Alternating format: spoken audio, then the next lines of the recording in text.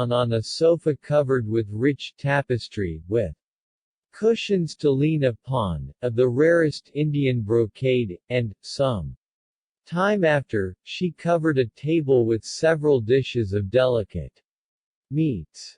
We ate together, and passed the remainder of the day with very great satisfaction, and at night she received me to her bed. The next day, as she contrived all manner of ways to please me, she brought in at dinner a bottle of old wine, the most excellent that ever was tasted, and, out of complaisance, she drank part of it with me. My head grew hot with the agreeable liquor. Fair Princess, said I, you have been too long thus buried alive. Come, follow me, and enjoy the real day from which you have been deprived of so many years, and abandon this false light that you have here. Prince, replied she with a smile, leave this discourse, if you, out of the days, will grant me 9, and resign the last to the genie. The fairest day that ever was would be nothing in my esteem. Princess, said I, it is the fear of the genie that makes you speak thus. For my part, I value him so little that I will break his talisman, with the conjuration that is written about it, in pieces. Let him come then, I will expect him, and how brave or redoubtable soever he be, I will make him feel the weight of my arm.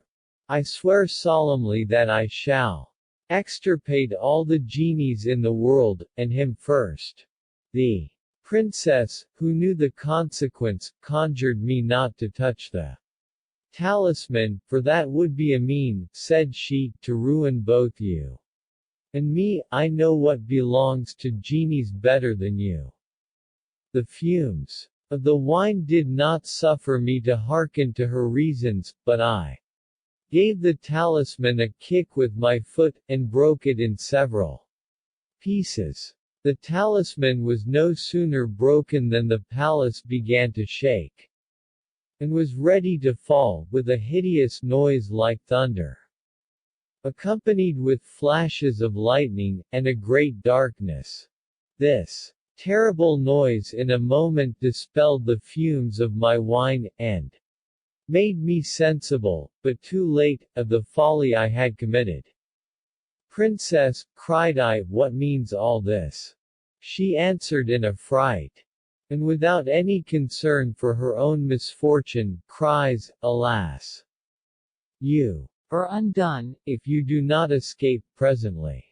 I followed her advice, and my fears were so great that I forgot my hatchet and cords. I was scarcely got to the stairs by which I came down, when the enchanted palace opened at once, and made a passage for the genie.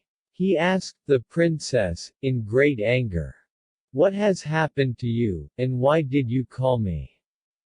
A qualm at my stomach, said the princess, made me fetch this bottle which you see here, out of which I drank twice or thrice, and by mischance made a false step, and fell upon the talisman, which is broken. And that is all the matter. At this answer the furious genie told her, you are a false woman, and a liar. How came that axe and those ropes there? I never saw them till this moment, said the princess. Your coming in such an impetuous manner has, it may be, forced them up in some places. You came along, and so brought them hither without your knowing it. The genie made no other answer but what was accompanied with reproaches and blows, of which I heard the noise.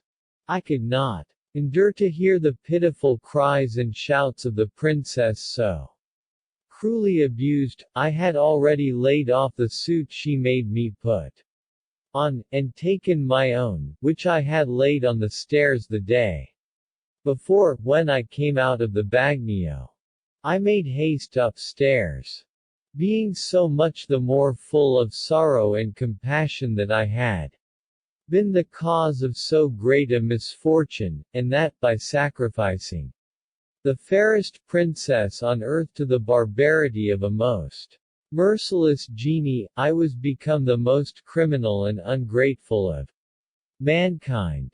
It is true, said I, she has been a prisoner these 25 years, but, setting liberty aside, she wanted nothing that could make her happy. My madness has put an end to her happiness, and brought upon her the cruelty of an unrelenting devil. I let down the trap door, covered it again with earth, and returned to the city with a burden of wood, which I bound up. Without knowing what I did, so great were my trouble and sorrow. My landlord, the tailor, was very much rejoiced to see me. Your absence, said he, has disquieted me very much, by reason you had entrusted in with the secret of your birth, and I knew not what to think. I was afraid that somebody had known you. God be thanked for your return. I thanked him for his zeal and affection, but never a word durst I say of what had passed, nor the reason why I came back without my hatchet and cords. I retired to my chamber, where I reproached myself 1,000 times for my excessive imprudence.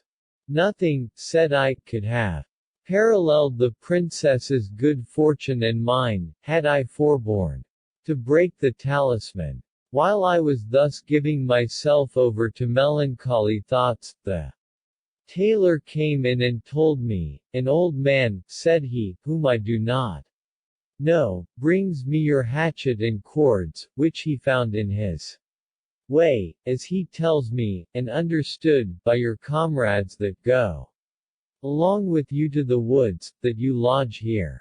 Come out and speak to him, for he will deliver them to none but yourself.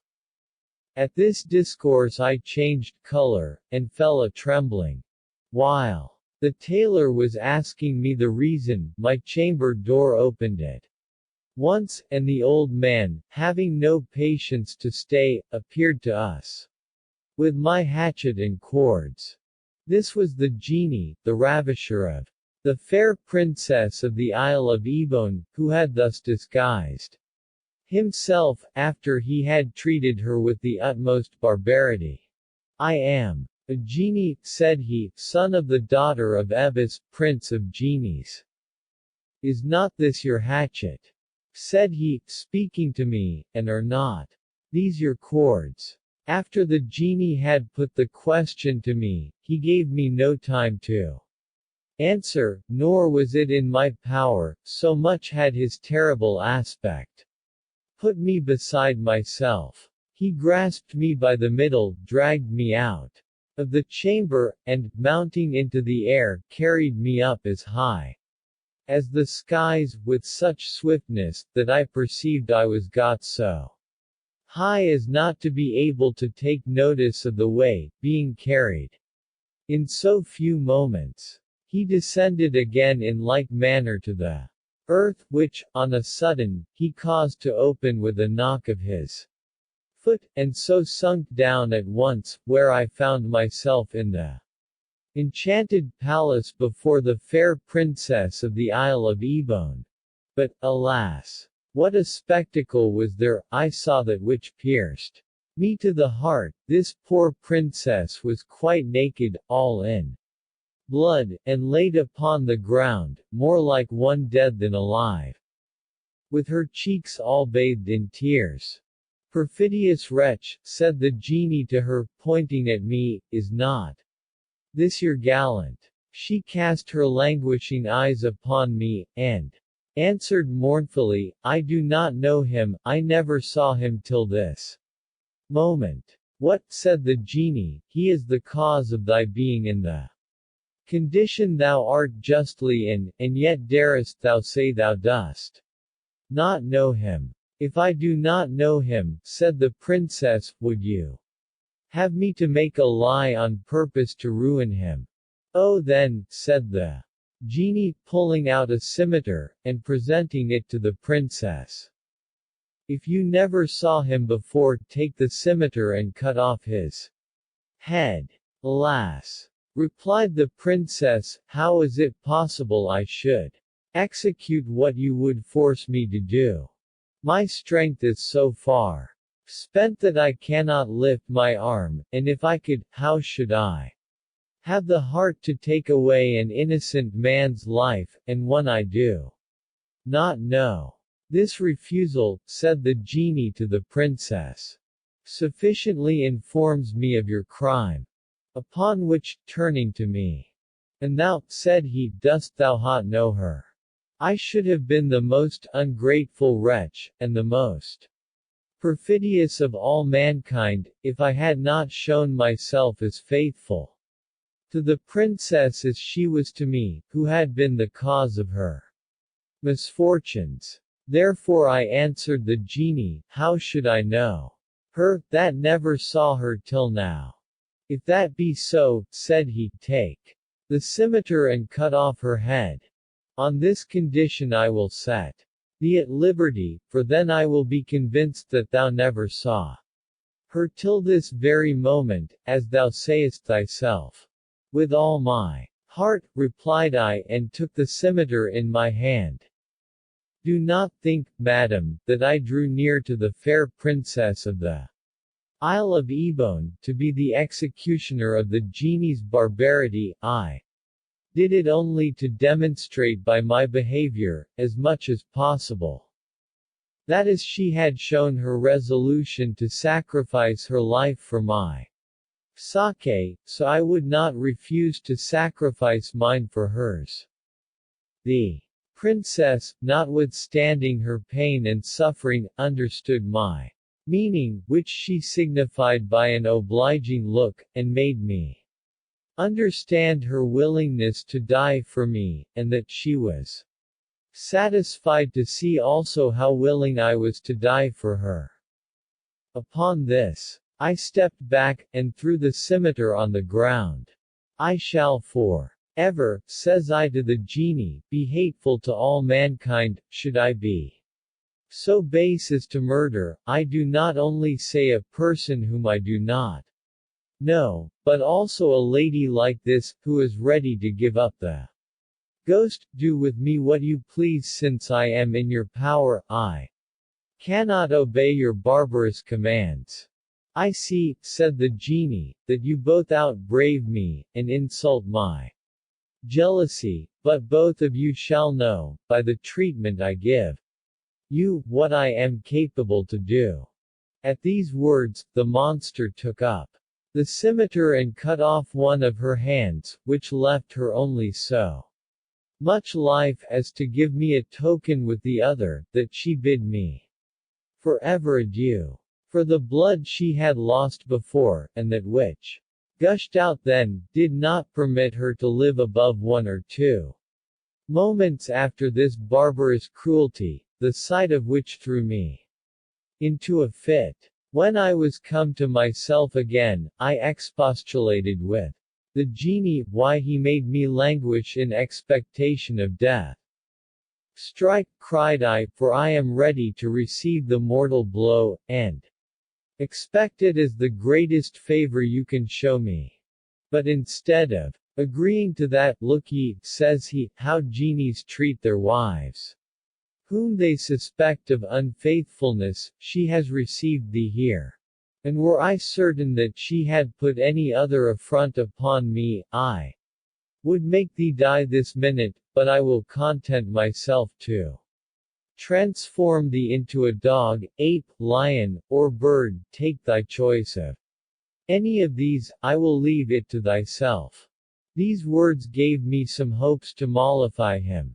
O genie, said I, moderate your passion, and since you will not take away my life, give it me generously. I shall always remember your clemency, if you pardon me, as one of the best men in the world pardoned one of his neighbors who bore him a mortal hatred. The genie asked me what had passed between those two neighbors, and said, he would have patience till he heard the story, which I told him. Thus, and I believe, madam, you will not take it ill if I also relate it to you. The story of the envious man, and of him whom he envied.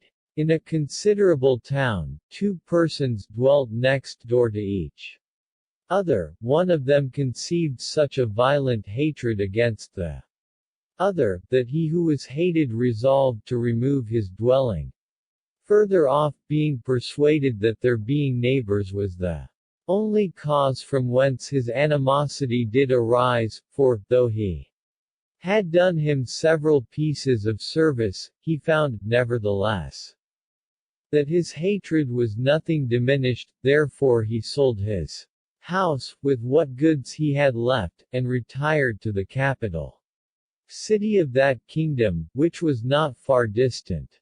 He bought a little spot of ground, which lay about half a league from the city. He had a house convenient enough, with a fine garden, and a pretty spacious court, wherein was a deep well, which was not in use. The honest man, having made this purchase, put on a dervise's or monk's habit to lead a retired life, and caused several cells to be made in the house, where in a short time he established a numerous society of dervises. He came soon to be publicly known by his virtue, through which he acquired the esteem of a great many people, as well of the commonalty as of the chief of the city.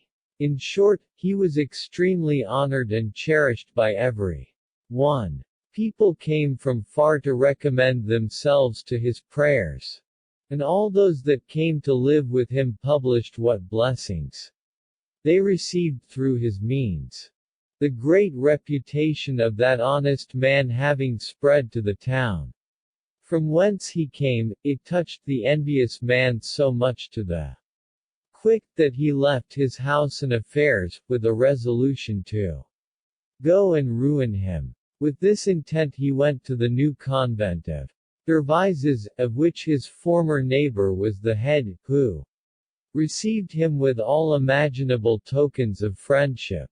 The envious man told him that he was come on purpose to communicate a business of importance to him, which he could not do but in private, and because that nobody shall hear us, let us, says he, take a walk in your court, and seeing night begins to draw on, command your dervises to retire to their cells. The head of the dervises did as he required. When the envious man saw that he was alone with this good man, he began to tell him his errand, walking side by side in the court until he saw his opportunity, and getting the good man near the brink of the well, he gave him a thrust, and pushed him into it without any body being witness to so wicked an action. Having done this, he marched off immediately, got out at the gate of the convent without being known to any one, and came home to his own house, well satisfied with his journey, being fully persuaded that the object of his hatred was no more in this world. This old well was inhabited by fairies and genies, which happened luckily for the relief of the head of the convent, for they received and supported him, and carried him to the bottom, so that he got no hurt. He perceived well enough that there was something extraordinary in his fall, which must otherwise have cost him his life, whereas he neither saw nor felt anything. But he soon heard a voice, which said, do you know what honest man this is to whom we have done this piece of service? Another voice answered, no. To which the first replied, then I will tell you. This man, out of charity the greatest that ever was known, left the town he lived in, and has established himself in this place, in hopes to cure one of his neighbors of the envy he had conceived against him. He has acquired such a general esteem that the envious man, not able to endure it, came hither on purpose to ruin him, which he had performed, had it not been for the assistance which we have given this honest man, whose reputation is so great, that the Sultan, who keeps his residence in the neighboring city, was to pay him a visit tomorrow, and to recommend the princess his daughter to his prayers. Another voice asked, what need had the princess of the Dervises' prayers? To which the first answered, you do not know, it seems, that she is possessed by genie Maymun, the son of Demdem, who is fallen in love with her. But I know well how this good head of the Dervises may cure her. The thing is very easy, and I will tell it you. He has a black cat in his convent, with a white spot at the end of her tail, about the bigness of a small piece of English money. Let him only pull 7 hairs out of this white spot, burn them, and smoke the princess's head with the fume. She will not only be perfectly cured, but be so safely delivered from Maymun, the son of Demdem, that he will never dare to come near her a second time. The head of the Dervises remembered every word of the discourse between the fairies and the genies, who were very silent all the night after. The next morning, by break of day, when he could discern one thing from another, the well being broken down in several places, he saw a hole, by which he crept out with ease. The other Dervises who had been seeking for him, were rejoiced to see him. He gave them a brief account of the wickedness of that man to whom he had given so kind a reception the day before, and retired into his cell. It was not long till the black cat, of which the fairies and the genies had made mention in their discourses the night before, came to fawn upon her master, as she was accustomed to do. He took her up, and pulled 7 hairs out of the white spot that was upon her tail, and laid them aside for his use, when occasion should serve. The sun was not high, when the Sultan, who would leave no means untried which he thought could restore the princess to her perfect health, arrived at the gate of the convent.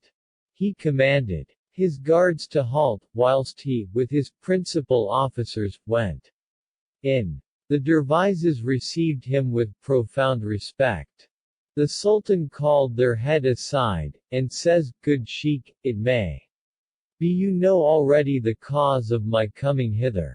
Yes, sir, replies he, very gravely, if I do not mistake it, it is the disease of the princess which procures me this honor that I have not deserved. That is the very thing, replied the Sultan. You will give me new life, if your prayers, as I hope they will, can procure my daughter's health. Sir, said the good man, if your Majesty will be pleased to let her come hither, I am in hopes that through God's assistance and favor, she shall return in perfect health. The prince, transported with joy, sent immediately to fetch his daughter, who very soon appeared with a numerous train of ladies and eunuchs, but masked, so that her face was not seen. The chief of the Dervises caused a pall to be held over her head, and he had no sooner thrown the 7 tufts of hair upon the burning coal, than the genie Maymun, the son of Demdem, gave a great cry, without anything being seen, and left the princess at liberty, upon which she took the veil from off her face, and rose up to see where she was, saying, where am I, and who brought me hither? At these words, the Sultan, overcome with excess of joy, embraced his daughter, and kissed her eyes. He also kissed the chief of the Dervises' hands, and said to his officers, tell me your opinion, what reward does he deserve who has cured my daughter? They all cried, "He deserves her in marriage." "That is what I had in my thoughts," said the Sultan, "and I make him my son-in-law from this moment." Some time after, the Prime Vizier died, and the Sultan conferred the place on the dervish.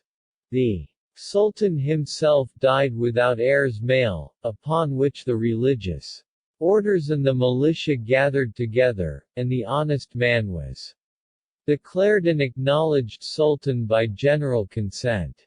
The honest dervish, being mounted on the throne of his father-in-law, as he was one day in the midst of his courtiers, upon a march, espied the envious man among the crowd of people that stood as he passed along, and calling one of his viziers that attended him, whispered him in the ear thus, "Go bring me that man you see there, but take care you do not frighten him."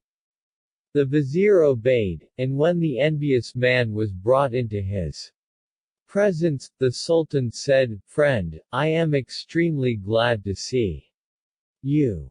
Upon which he called an officer, "Go immediately," says he, "and cause to be paid this man out of my treasury 100 pieces of gold, let him have also 20 load of the richest merchandise in my storehouses, and a sufficient guard to conduct him to his house." After he had given this charge to the officer, he bade the envious man farewell, and proceeded on his march. When I had finished the recital of this story to the genie, the murderer of the princess of the Isle of Ebon, I made the application to himself thus, "O genie, you see here that this bountiful sultan did not content himself with forgetting the design of the envious man to take away his life, but treated him kindly, and sent him back with all the favors which I just now related. In short, I made use of all my eloquence, prayed him to imitate such a good example, and to grant me pardon, but it was impossible for me to move his compassion. All that I can do for thee," said he, "is, that I will not take away thy life, do not flatter thyself that I will send thee safe and sound back. I must let you feel what I am able to do by my enchantments." With that he laid violent hands on me, and carried me across the vault of the subterraneous palace, which opened to give him passage. He flew up with me so high, that the earth seemed to be only a little white cloud. From thence he came down again like lightning, and alighted upon the ridge of a mountain. There he took up a handful of earth, and pronounced, or rather muttered, some words which I did not understand, and threw it upon me. "Leave the shape of a man," says he to me, "and take on that of an ape." He vanished immediately, and left me alone, transformed into an ape, overwhelmed with sorrow in a strange country, not knowing if I was near unto or far from my father's dominions. I went down from the height of the mountain, and came into a plain country, which took me a month's time to travel through. And then I came to a coast of the sea. It happened then to be a great calm, and I espied a vessel about half a league from the shore. I would not lose this good opportunity, but broke off a large branch from a tree, which I carried with me to the seaside, and set myself astride upon it, with a stick in each hand to serve me for oars. I launched out in this posture, and advanced near the ship. When I was near enough to be known, the seamen and passengers that were upon the deck thought it an extraordinary spectacle, and all of them looked upon me with great astonishment. In the meantime, I got aboard, and laying hold of a rope, I jumped on the deck.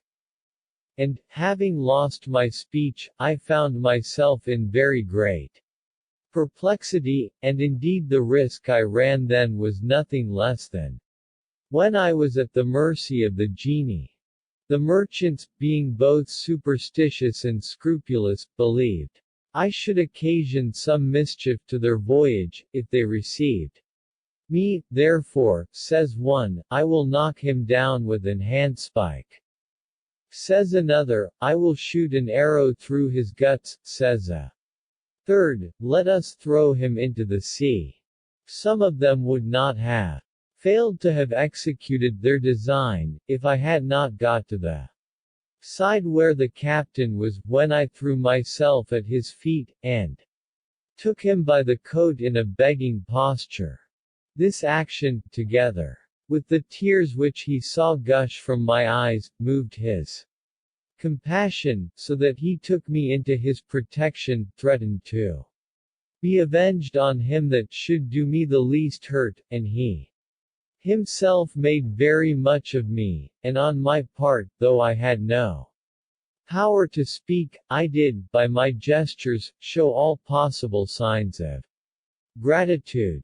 The wind that succeeded the calm was gentle and favorable, and did not alter for 5 days, but brought us safe to the port of a fine town, well peopled, and of great trade, where we came to an anchor. It was so much the more considerable, that it was the capital city of a powerful state. Our vessel was speedily surrounded with an infinite number of boats, full of people, who either came to congratulate their friends upon their safe arrival, or to inquire for those they had left behind them in the country from whence they came, or out of curiosity to see a ship that came from a far country. Amongst the rest, some officers came on board, desiring to speak with the merchants in the name of the Sultan. The merchants appearing, one of the officers told them, the Sultan, our master, hath commanded us to acquaint you that he is glad of your safe arrival, and prays you to take the trouble, every one of you, to write some lines upon this roll of paper, and, that his design may be understood, you must know that he had a prime vizier, who, besides a great capacity to manage affairs, understood writing to the highest perfection. This minister is lately dead, at which the Sultan is very much troubled, and since he can never behold his writing without admiration, he has made a solemn vow not to give the place to any man but to him that can write as well as he did. Abundance of people have presented their writings, but to this day nobody in all this empire has been judged worthy to supply the vizier's place. Those merchants that believed they could write well enough to pretend to this high dignity, wrote, one after another, what they thought fit. After they had done, I advanced and took the roll out of the gentleman's hand, but all the people, especially the merchants, cried out, he will tear it, or throw it into the sea. Till they saw how properly I held the roll, and made a sign that I would write in my turn. Then they were of another opinion, and their fears turned into admiration. However, since they had never seen an ape that could write, nor could be persuaded that I was more ingenious than other apes, they offered to snatch the roll out of my hand, but the captain took my part once more.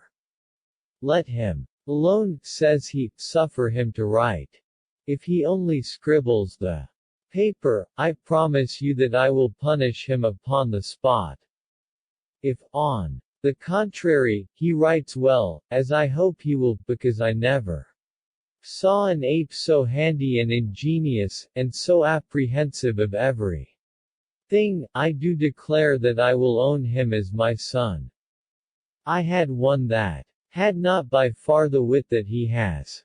Perceiving that no man did any more oppose my design, I took the pen, and wrote, before I had done, 6 sorts of hands used among the Arabians, and each specimen containing an extemporary distich or quatram in praise of the Sultan. My writings did not only outdo that of the merchants, but I dare say they had not before seen any such fair writing in that country. When I had done, the officers took the roll, and carried it to the Sultan.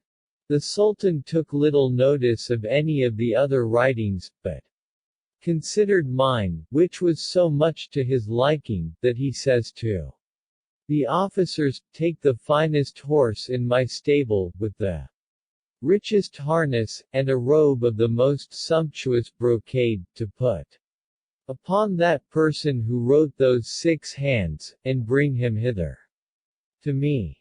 At this command the officers could not forbear laughing. The Sultan grew angry at their boldness, and was ready to punish them till they told him. "Sir," replied the officers, "we humbly beg your Majesty's pardon, these characters are not written by a man, but by an ape." "What do you say?" says the Sultan, "are not these admirable characters written by the hands of a man?" "No, sir," replied the officers, "we do assure your Majesty that it was an ape who wrote them in our presence." The Sultan was too much surprised at this account not to desire a sight of me, and therefore says, "Do what I command you, and bring me speedily that wonderful ape." The officers returned to the vessel, and showed the captain their order, who answered, that the Sultan's commands must be obeyed. Whereupon they clothed me with that rich brocade robe, and carried me ashore, where they set me on horseback, whilst the Sultan waited for me at the palace with a great number of courtiers, whom he gathered together, to do me the more honor.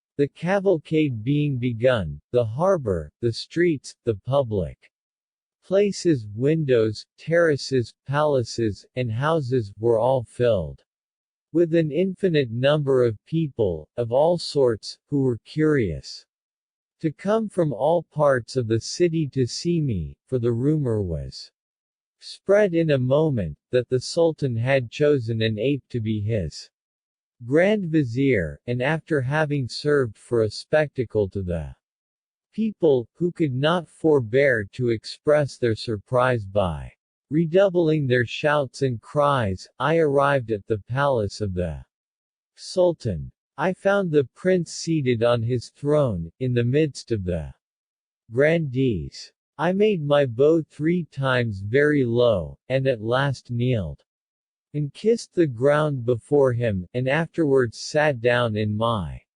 seat in the posture of an ape.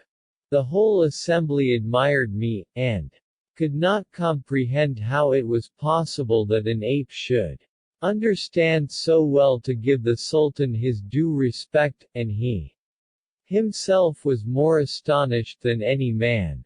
In short, the usual ceremony of the audience would have been complete, could I have added speech to my behavior, but apes do never speak, and the advantage I had of having been a man did not allow me that privilege. The Sultan dismissed his courtiers, and none remained by him but his chief of the eunuchs, a little young slave, and myself.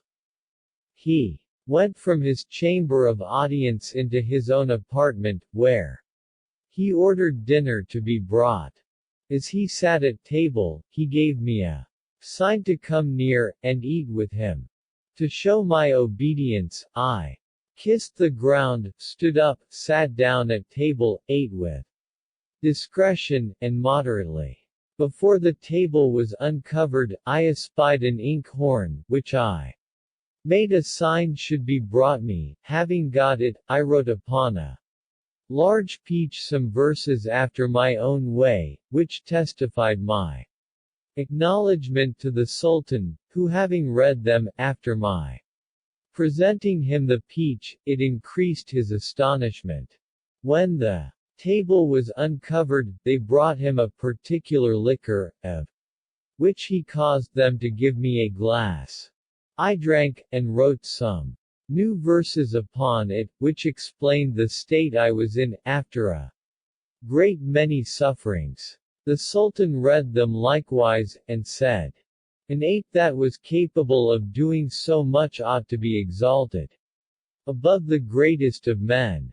The Sultan caused them to bring in a chess board, and asked me by a sign, if I understood that game, and would play with him. I kissed the ground, and laying my hand upon my head, signified that I was ready to receive that honor. He won the first game. But I won the second and third, and perceiving he was somewhat displeased at it, I made a quatrain to pacify him, in which I told him that two potent armies had been fighting very eagerly all day, but that they made up a peace towards the evening, and passed the remaining part of the night very peaceably together upon the field of battle. So many things appearing to the Sultan far beyond what any one had either seen or known of the behavior or knowledge of apes.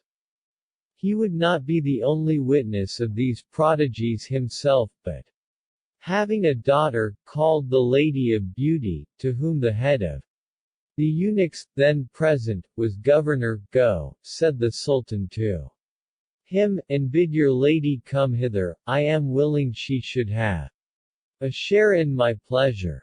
The eunuch went, and immediately brought the princess, who had her face uncovered, but she was no sooner got into the room, than she put on her veil, and said to the Sultan, Sir, your majesty must needs have forgotten yourself, I am very much surprised that your majesty has sent for me to appear among men.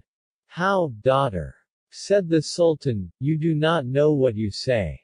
Here is nobody but the little slave, the eunuch your governor, and myself, who have the liberty to see your face, and yet you lower your veil, and would make me a criminal in having sent for you hither.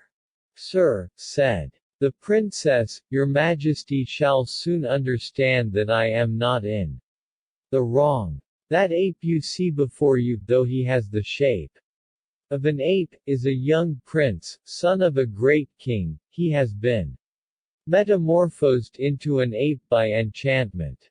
A genie, the son of the daughter of Eblis, has maliciously done him this wrong, after having cruelly taken away the life of the princess of the Isle of Ebon, daughter to the king of Epitimaris. The Sultan, astonished at this discourse, turned towards me, and spoke no more by signs, but, in plain words, asked me, if it was true what his daughter said. Seeing I could not speak, I put my hand to my head to signify that what the princess spoke was true. Upon this the Sultan said again to his daughter, How do you know that this prince has been transformed by enchantment into an ape? Sir, replied the Lady of Beauty, your majesty may remember that when I was past my infancy, I had an old lady that waited upon me. She was a most expert magician, and taught me 70 rules of magic, by virtue of which I can transport your capital city into the midst of the sea, in the twinkling of an eye, or beyond Mount Caucasus. By this science I know all enchanted persons at first sight. I know who they are, and by whom they have been enchanted, therefore do not admire if I forthwith relieve this prince, in spite of enchantments, from that which hinders him to appear in your sight what he naturally is. Daughter, said the Sultan, I did not believe you to have understood so much. Sir, replies the princess, these things are curious, and worth knowing, but I think I ought not to boast of them, since it is So, said the Sultan, you can dispel the prince's enchantment. Yes, sir, said the princess, I can restore him to his first shape. Again. Do it then, said the Sultan, you cannot do me a greater pleasure, for I will have him to be my vizier, and he shall marry you. Sir, said the princess, I am ready to obey you in all that you shall be pleased to command me. The princess, the Lady of Beauty, went into her apartment, from whence she brought in a knife which had some Hebrew words engraved on the blade. She made us all, viz., the Sultan, the master of the eunuchs, the little slave, and myself, to go down into a private court adjoining to the palace, and there left us under a gallery that went round it. She placed herself in the middle of the court, where she made a great circle, and within it she wrote several words in Arabian characters, some of them ancient, and others of those which they call the character of Cleopatra. When she had finished and prepared the circle as she thought fit, she placed herself in the center of it, where she began adjurations, and repeated verses out of the Alcoran. The air grew insensibly dark, as if it had been night, and the whole world about to be dissolved. We found ourselves struck with a panic fear, and this fear increased the more, when we saw the genie, the son of the daughter of Eblis, appear all of a sudden in the shape of a lion of a frightful size. As soon as the princess perceived this monster, "You dog," said she, "instead of creeping before me, dare you present yourself in this shape, thinking to frighten me?" "And thou," replied the lion, "art thou not afraid to break the treaty which was solemnly made and confirmed between us by oath, not to wrong or do one another any hurt?" "Oh, thou cursed creature," replied the princess, "I can justly reproach thee with doing so." The lion answered fiercely, "Thou shalt quickly have thy reward for the trouble thou hast given me to return." With that he opened his terrible throat, and ran at her to devour her, but she, being upon her guard, leapt backward, got time to pull out one of her hairs, and, by pronouncing 3 or 4 words, changed herself into a sharp sword, wherewith she cut the lion through the middle in 2 pieces. The 2 parts of the lion vanished, and the head was only left, which changed itself into a large scorpion. Immediately the princess turned herself into a serpent, and fought the scorpion, who, finding himself worsted, took the shape of an eagle, and flew away, but the serpent at the same time took also the shape of an eagle that was black and much stronger, and pursued him, so that we lost sight of them both. Some time after they disappeared, the ground opened before us, and out of it came forth a cat, black and white, with her hair standing upright, and keeping up a fearful mewling. A black wolf followed her close, and gave her no time to rest. The cat, being thus hard beset, changed herself into a worm, and being nigh to a pomegranate that had accidentally fallen from a tree that grew on the side of a canal, which was deep, but not broad, the worm pierced the pomegranate in an instant, and hid itself, but the pomegranate swelled immediately, and became as big as a gourd, which, mounting up to the top of the gallery, rolled therefore some space backward and forward, fell down again into the court, and broke into several pieces. The wolf, who had in the meanwhile transformed itself into a cock, fell a picking up the seeds of the pomegranate one after another, but, finding no more, he came towards us with his wings spread, making a great noise, as if he would ask us whether there was any more seed. There was one lying on the brink of the canal, which the cock perceiving as he went back, ran speedily thither. But just as he was going to pick it up, the seed rolled into the river, and turned into a little fish. The cock jumped into the river, and was turned into a pike that pursued the small fish. They continued both under water above 2 hours, and we knew not what became of them, but all of a sudden we heard terrible cries, which made us to quake, and a little while after we saw the genie and princess all in flames. They threw flashes of fire out of their mouths at one another, until they came to it hand to hand. Then the fires increased, with a thick burning smoke, which mounted so high, that we had reason to fear that it would set the palace on fire. But we very soon had a more pressing occasion of fear, for the genie, having got loose from the princess, came to the gallery where we stood, and blew flames of fire upon us. We had all perished, if the princess, running to our assistance, had not forced him, by her efforts, to retire and defend himself against her. Yet, notwithstanding all her diligence, she could not hinder the sultan's beard from being burnt, and his face spoiled, the chief of the eunuchs from being stifled, and burnt on the spot, nor a spark to enter my right eye, and make it blind. The Sultan and I expected nothing but death, when we heard a cry, "Victory! Victory!" and, all of a sudden, the princess appeared in her natural shape, but the genie was reduced to a heap of ashes.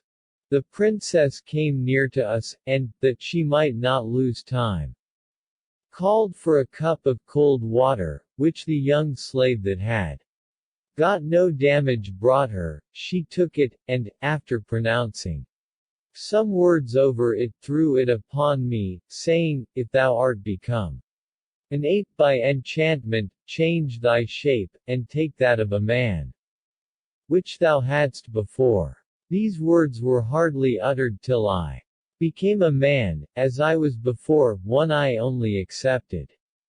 I was preparing myself to give thanks to the princess, but she prevented me, by addressing herself to her father thus: "Sir, I have got the victory over the genie, as your majesty may see, but it is a victory that costs me dear. I have but a few moments to live, and you will not have the satisfaction to make the match you intended. The fire has pierced me during the terrible combat, and I find it consumes me by degrees.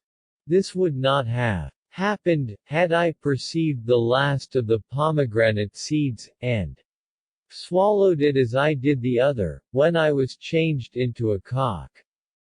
The genie had fled thither as to his last entrenchment, and upon that the success of the combat depended, which would have been successful, and without danger to me. This slip obliged me to have recourse to fire, and to fight with those mighty arms as I did between heaven and earth in your presence, for, in spite of all his redoubtable art and experience, I made the genie to know that I understood more than he. I have conquered and reduced him to ashes, but I cannot escape death, which is approaching.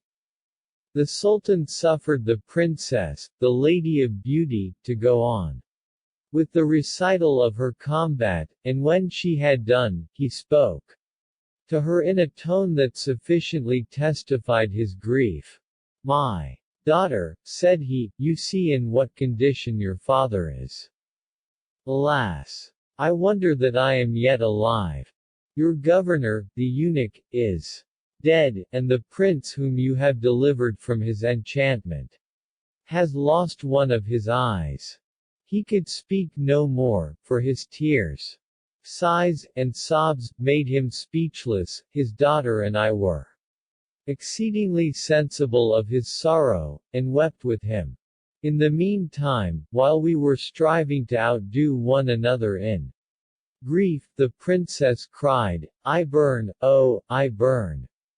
She found that the fire which consumed her had at last seized upon her whole body, which made her still to cry, "I burn," until death had made an end of her intolerable pains. The effect of that was so extraordinary, that in a few moments she was wholly reduced to ashes like the genie. I cannot tell you, madam, how much I was grieved at so dismal a spectacle. I had rather all my life have continued an ape or a dog, than to have seen my benefactress thus miserably perish. The Sultan, being afflicted beyond all that can be imagined, cried out piteously, and beat himself upon his head and stomach, until such time as, being quite overcome with grief, he fainted away, which made me fear his life. In the meantime the eunuchs and officers came running at the Sultan's cries, and with very much ado brought him to himself again. There was no need for that prince and me to give them a long narrative of this adventure, in order to convince them of their great loss. The 2 heaps of ashes, into which the princess and genie had been reduced, were demonstration enough. The Sultan was hardly able to stand upright, but was forced to be supported by them till he could get to his apartment.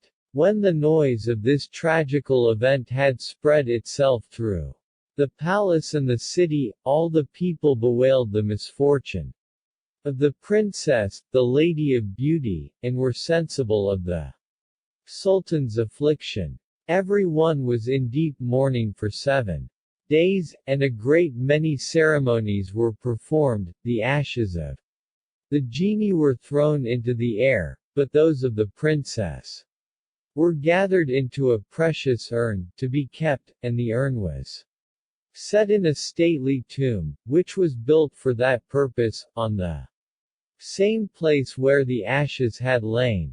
The grief which the Sultan conceived for the loss of his daughter threw him into a fit of sickness, which confined him to his chamber for a whole month. He had not fully recovered strength. When he sent for me, "Prince," said he, "hearken to the orders that I now give you. It will cost you your life if you do not put them in execution." I assured him of exact obedience, upon which he went on thus: "I have constantly lived in perfect felicity, and never was crossed by any accident, but by your arrival all the happiness I possessed is vanished, my daughter is dead, her governor is no more, and it is through a miracle that I am yet alive. You are the cause of all those misfortunes, for which it is impossible that I should be comforted, therefore depart from hence in peace, but without further delay, for I myself must perish. If you stay any longer, I am persuaded that your presence brings mischief along with it. This is all I have to say to you. Depart, and take care of ever appearing again in my dominions. There is no consideration whatsoever that shall hinder me from making you repent of it." I was going to speak, but he stopped my mouth by words full of anger, and so I was obliged to remove from his palace, rejected, banished, thrown off by all the world, and not knowing what would become of me. Before I left the city, I went into a bagnio, where I caused my beard and eyebrows to be shaved, and put on a calendar's habit. I began my journey, not so much deploring my own miseries as the death of the 2 fair princesses of which I had been the occasion. I passed through many countries without making myself known. At last I resolved to come to Baghdad, in hopes to get myself introduced to the commander of the faithful, to move his compassion by giving him an account of my strange adventures. I came hither this evening, and the first man I met was this calender, our brother, that spoke before me. You know the remaining part, madam, and the cause of my having the honor to be here.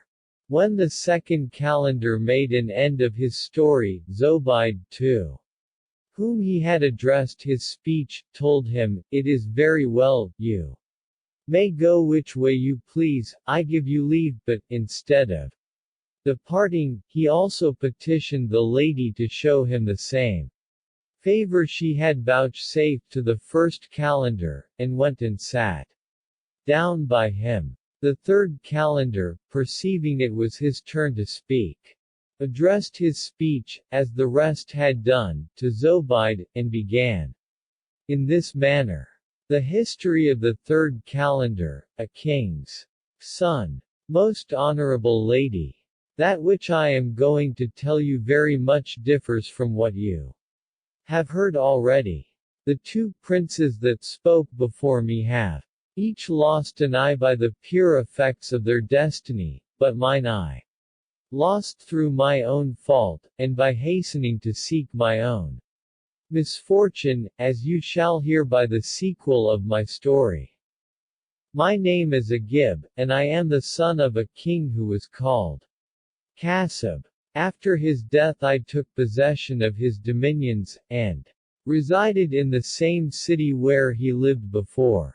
This city is situate on the sea coast, has one of the finest and safest harbors in the world, and an arsenal large enough for fitting out 50 men of war to sea, that are always ready on occasion, and light frigates, and pleasure boats for recreation. My kingdom is composed of several fine provinces upon terra firma, besides a number of spacious islands, every one of which lies almost in sight of my capital city. The first thing I did was to visit the provinces. I afterwards caused to fit out and man my whole fleet, went to my islands to gain the hearts of my subjects by my presence, and to confirm them in their loyalty, and, some time after I returned, I went thither again. These voyages giving me some taste for navigation, I took so much pleasure in it that I resolved to make some discoveries beyond my islands, to which end I caused only 10 ships to be fitted out, embarked on board them, and set sail. Our voyage was very successful for 40 days together, but on the 41st night the wind became contrary, and withal so boisterous that we were like to have been lost in the storm. About break of day the wind grew calm, the clouds were dispersed, and the sun having brought back fair weather, we came close to an island, where we remained 2 days to take in fresh provisions. This being done, we put off again to sea. After 10 days' sail, we were in hopes of seeing land, for the tempests we had gone through had so much abated my curiosity, that I gave orders to steer back to my own coast, but I perceived at the same time that my pilot knew not where we were. Upon the 10th day, a seaman being sent to look out for land from the masthead, he gave notice that on starboard and larboard he could see nothing but the sky and the sea which bounded the horizon, but just before us, upon the stern, he saw a great blackness. The pilot changed color at the relation and throwing his turban on the deck with one hand, and beating his breast with the other, cried, "Oh, sir, we are all lost, not one of us will escape, and with all my skill, it is not in my power to prevent it." Having spoken thus, he fell a-crying like a man who foresaw unavoidable ruin. His despair put the whole ship's crew into a terror. I Asked him what reason he had thus to despair. He told me, the tempest which we had outlived had brought us so far out of our course that tomorrow about noon we should come near to that black place, which is nothing else but the Black Mountain, that is a mine of adamant, which at this very minute draws all your fleet towards it by virtue of the iron nails that are in your ships, and when we come tomorrow, at a certain distance, the strength of the adamant will have such a force, that all the nails will be drawn out of the sides and bottoms of the ships, and fastened to the mountain, so that your vessel will fall to pieces, and sink to the bottom, and as the adamant has a virtue to draw all iron to it, whereby its attraction becomes stronger. This mountain on the side of the sea is all covered over with nails, drawn out of an infinite number of vessels that have perished by it, and this preserves and augments its virtue at the same time. This mountain, continues the pilot, is very rugged. On the top of it there is a dome of fine brass, supported by pillars of the same, and upon the top of that dome there stands a horse of the same metal, with a rider on his back, who has a plate of lead fixed to his breast, upon which some talismanical characters are engraved. Sir, the tradition is, that this statue is the chief cause that so many ships and men have been lost and sunk in this place, and that it will ever continue to be fatal to all who have the misfortune to come near it, until such time as it shall be thrown down.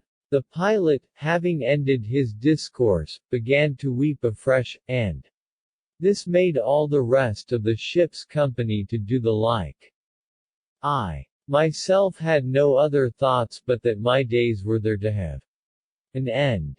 In the meantime every one began to provide for his own safety, and to that end took all imaginable precautions, and being uncertain of the event, they all made one another their heirs, by virtue of a will, for the benefit of those that should happen to be saved. The next morning we perceived the Black Mountain very plain, and the idea we had conceived of it made it appear more frightful than it was. About noon we were come so near that we found what the pilot had foretold to be true, for we saw all the nails and iron about the ships fly towards the mountain, where they were fixed, by the violence of the attraction, with a horrible noise.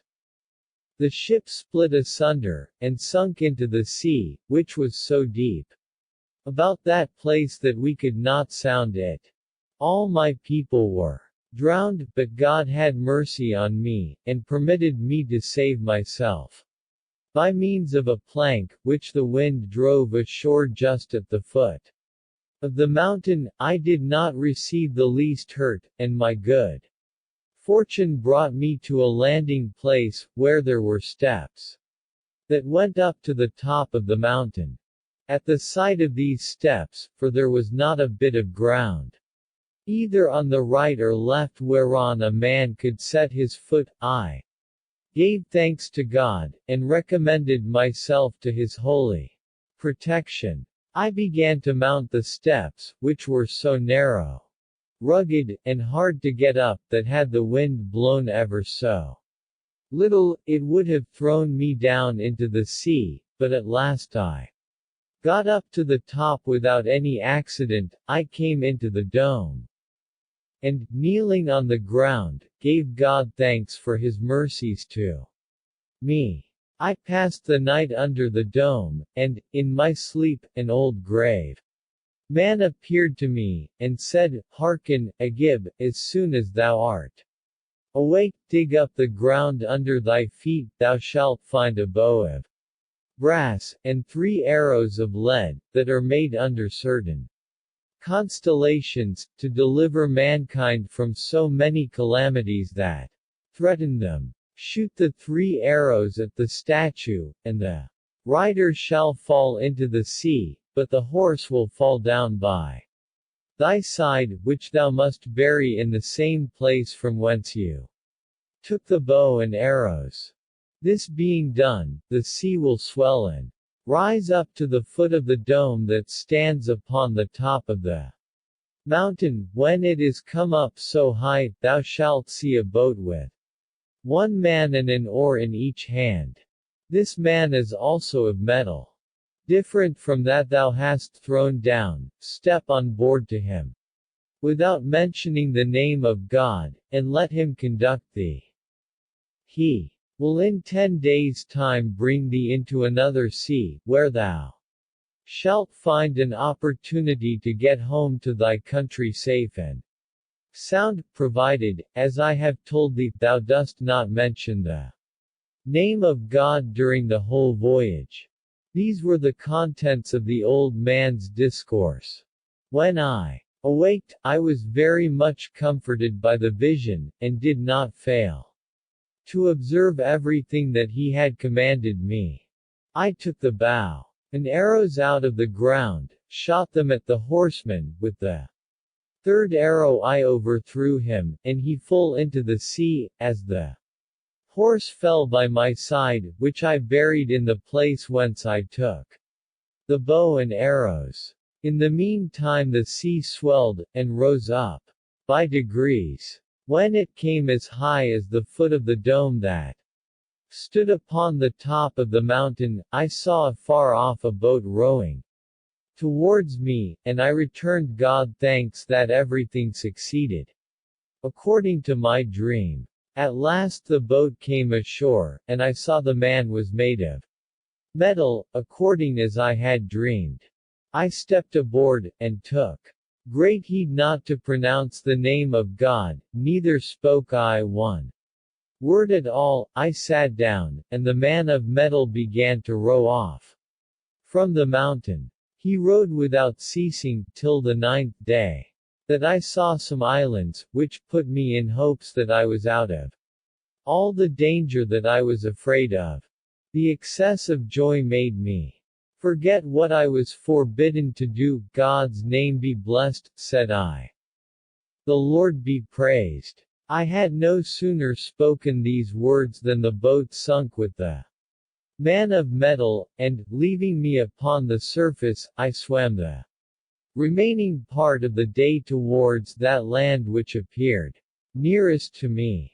A very dark night succeeded, and, not knowing whereabouts I was, I swam at a venture. My strength began at last to fail, and I despaired of being able to save myself, when the wind began to blow hard, and a wave as big as a mountain threw me on a flat, where it left me, and drew back. I made haste to get ashore, fearing another wave might wash me back again.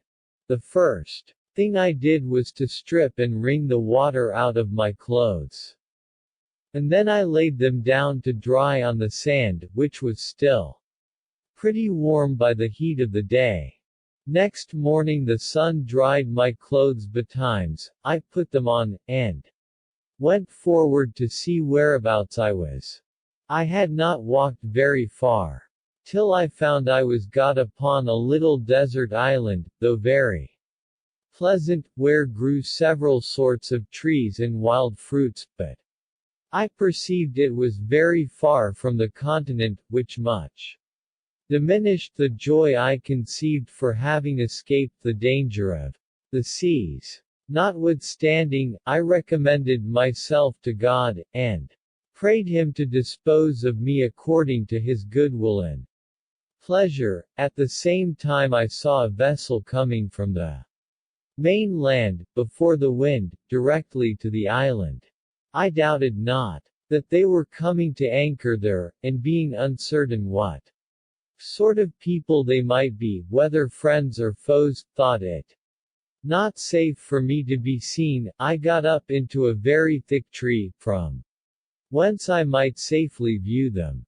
The vessel came into a little creek, where 10 slaves landed, carrying a spade and other instruments fit for digging up the ground. They went towards the middle of the island, where I saw them stop, and dig the ground a long while, after which I thought I saw them lift a trap door.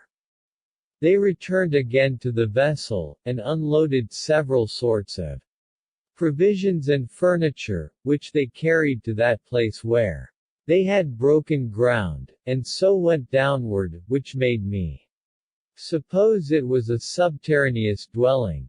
I saw them once more go to the ship, and return soon after with an old man, who led a very handsome young lad in his hand, of about 14 or 15 years of age. They all went down at the trap door, and being come up again, having let down the trap door, and covered it over with earth, they returned to the creek where the ship lay, but I saw not the young man in their company. This made me believe that he stayed behind in that place underground, at which I could not but be extremely astonished. The old man and the slaves went on board again, and the vessel, being got under sail, steered its course towards the mainland. When I perceived they were at such a distance that they could not see me, I came down from the tree, went directly to the place where I had seen the ground broken, and removed the earth by degrees, till I found a stone that was 2 or 3 feet square. I lifted it up, and saw it covered the head of the stairs, which were also of stone. I went down, and came into a large room, where there was laid a foot carpet, with a couch covered with tapestry, and cushions of rich stuff, upon which the young man sat with a fan in his hand. I saw all this by the light of 2 tapers, together with the fruits and flower pots he had standing about him. The young lad was startled at the sight of me, but, to rid him of his fear, I spoke to him as I came in thus: "Whoever you be, sir, do not fear anything. A king, and the son of a king, as I am, is not capable of doing you any prejudice. On the contrary, it is probable that your good destiny has brought me hither to deliver you out of this tomb, where it seems they have buried you alive, for reasons unknown to me. But that which makes me wonder, and that which I cannot conceive, for you must know that I have been witness to all that hath passed since your coming into this island, is, that you suffered yourself to be buried in this place without any resistance." The young man recovered himself at these words, and prayed me, with a smiling countenance, to sit down by him, which when I had done, he said, "Prince, I am to acquaint you with a matter so odd in itself that it cannot but surprise you. My father is a merchant jeweler, who has acquired, through his ingenuity in his calling, a great estate. He hath a great many slaves, and also deputies whom he employs to go as supercargoes to sea with his own ships, on purpose to maintain the correspondence he has at several courts, which he furnishes with such precious stones as they want. He had been married a long while, and without issue, when he understood by a dream that he should have a son, though his life would be but short, at which he was very much concerned when he awaked. Some days after, my mother acquainted him that she was with child, and the time which she supposed to be that of her conception agreed exactly with the day of his dream. She was brought to bed of me at the end of 9 months, which occasioned great joy in the family.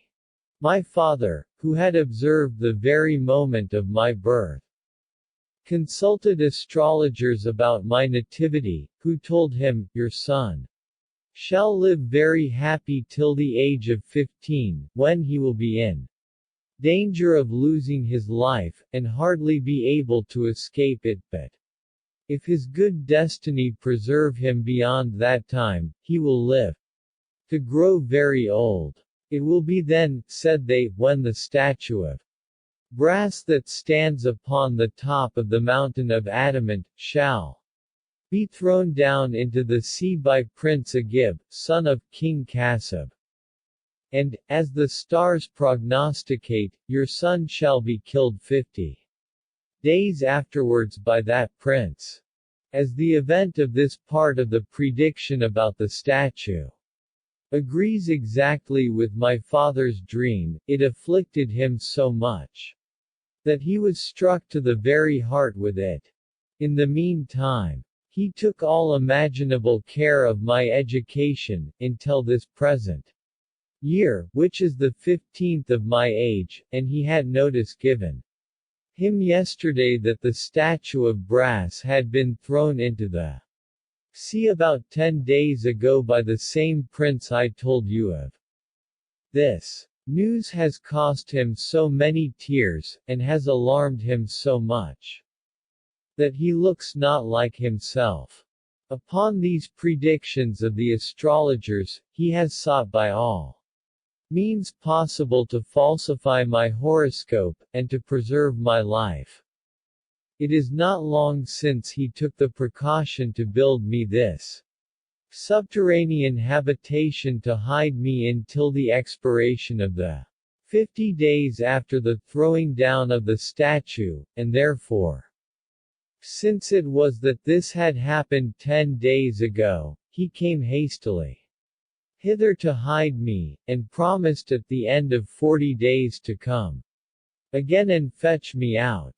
As for my own part, I am in good hopes, and cannot believe that Prince Agib will come to seek for me in a place underground in the midst of a desert island. This, my lord, is what I have to say to you. Whilst the jeweller's son was telling me this story, I laughed in myself at those astrologers who had foretold that I should take away his life, for I thought myself so far from being likely to verify what they said, that he had scarcely done speaking when I told him with great joy, Dear sir, put your confidence in the goodness of God, and fear nothing, you may consider it as a debt you was to pay, but that you are acquitted of it from this very hour. I am glad that, after my shipwreck, I came so fortunately hither to defend you against all those that would attempt your death. I will not leave you till the 40 days are expired, of which the foolish astrologers have made you so apprehensive, and in the meantime I will do you all the service that lies in my power, after which I shall have the benefit of getting to the main land in your vessel, with leave of your father and yourself. And when I am returned into my kingdom, I shall remember the obligations I owe you, and endeavor to demonstrate my acknowledgments in a suitable manner. This discourse of mine encouraged the jeweller's son, and made him have confidence in me. I took care not to tell him I was the very Agib whom he dreaded, lest I should put him into a fright, and took as much care not to give him any cause to suspect it. We passed the time in several discourses, till night came on. I found the young lad of a ready wit, and ate with him of his provisions, of which he had enough to have lasted beyond the 40 days, though he had had more guests than myself.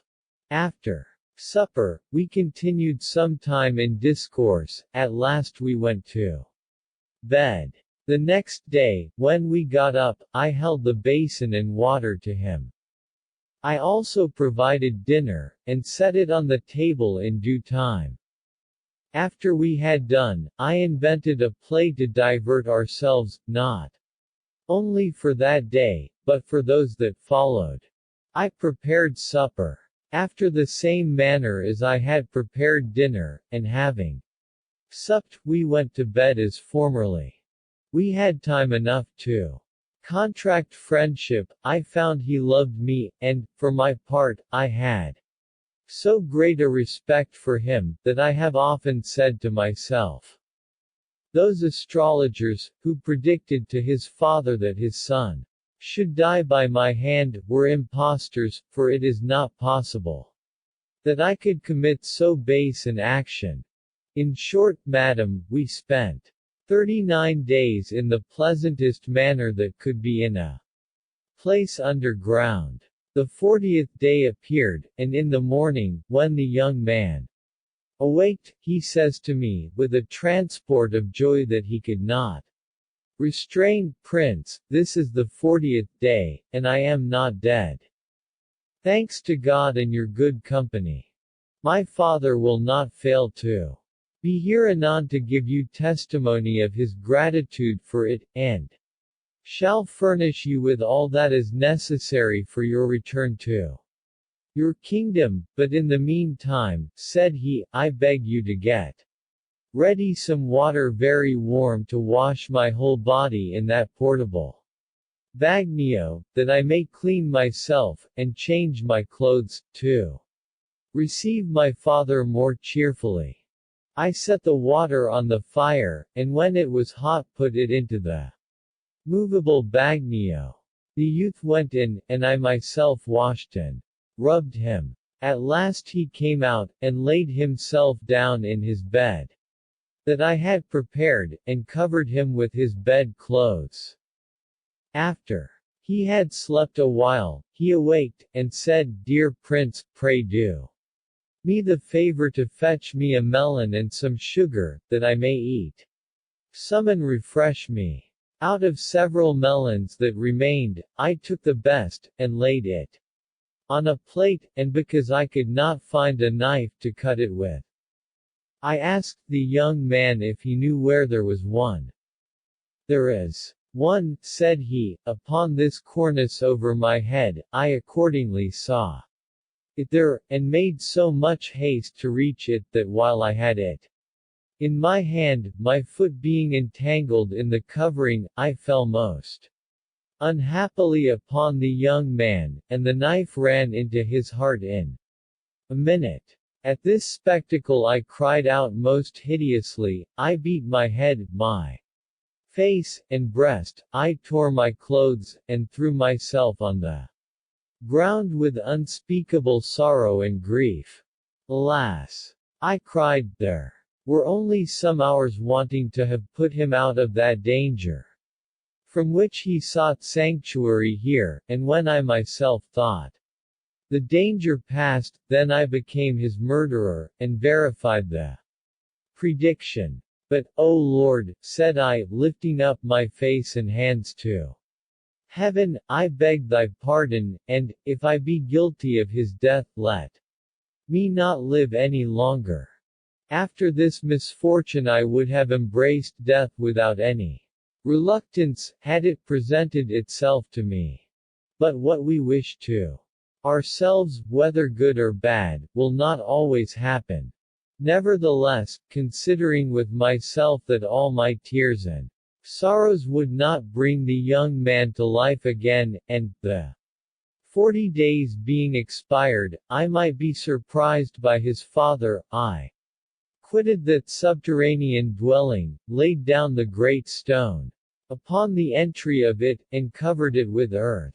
I had scarcely done, when, casting my eyes upon the sea towards the mainland, I perceived the vessel coming to fetch home the young man. I began then to consider what I had best do. I said to myself, if I am seen by the old man, he will certainly lay hold on me, and perhaps cause me to be massacred by his slaves.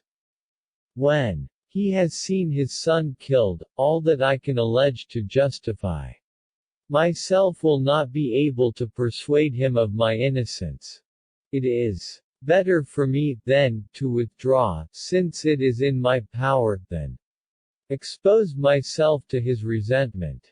There happened to be near this subterranean habitation a large tree with thick leaves, which I thought fit to hide me in. I got up to it, and was no sooner fixed in a place where I could not be seen, than I saw the vessel come to the same place where she lay the first time. The old man and his slaves landed immediately, and advanced towards the subterranean dwelling, with a countenance that showed some hope, but when they saw the earth had been newly removed, they changed color, particularly the old man. They lifted up the stone, and went down. They called the young man by his name, but he not answering, their fears increased. They went down to seek him, and at length found him lying upon the bed with the knife in his heart, for I had not power to take it out. At this sight, they cried out lamentably, which increased my sorrow. The old man fell down in a swoon. The slaves, to give him air, brought him up in their arms, and laid him at the foot of the tree where I was.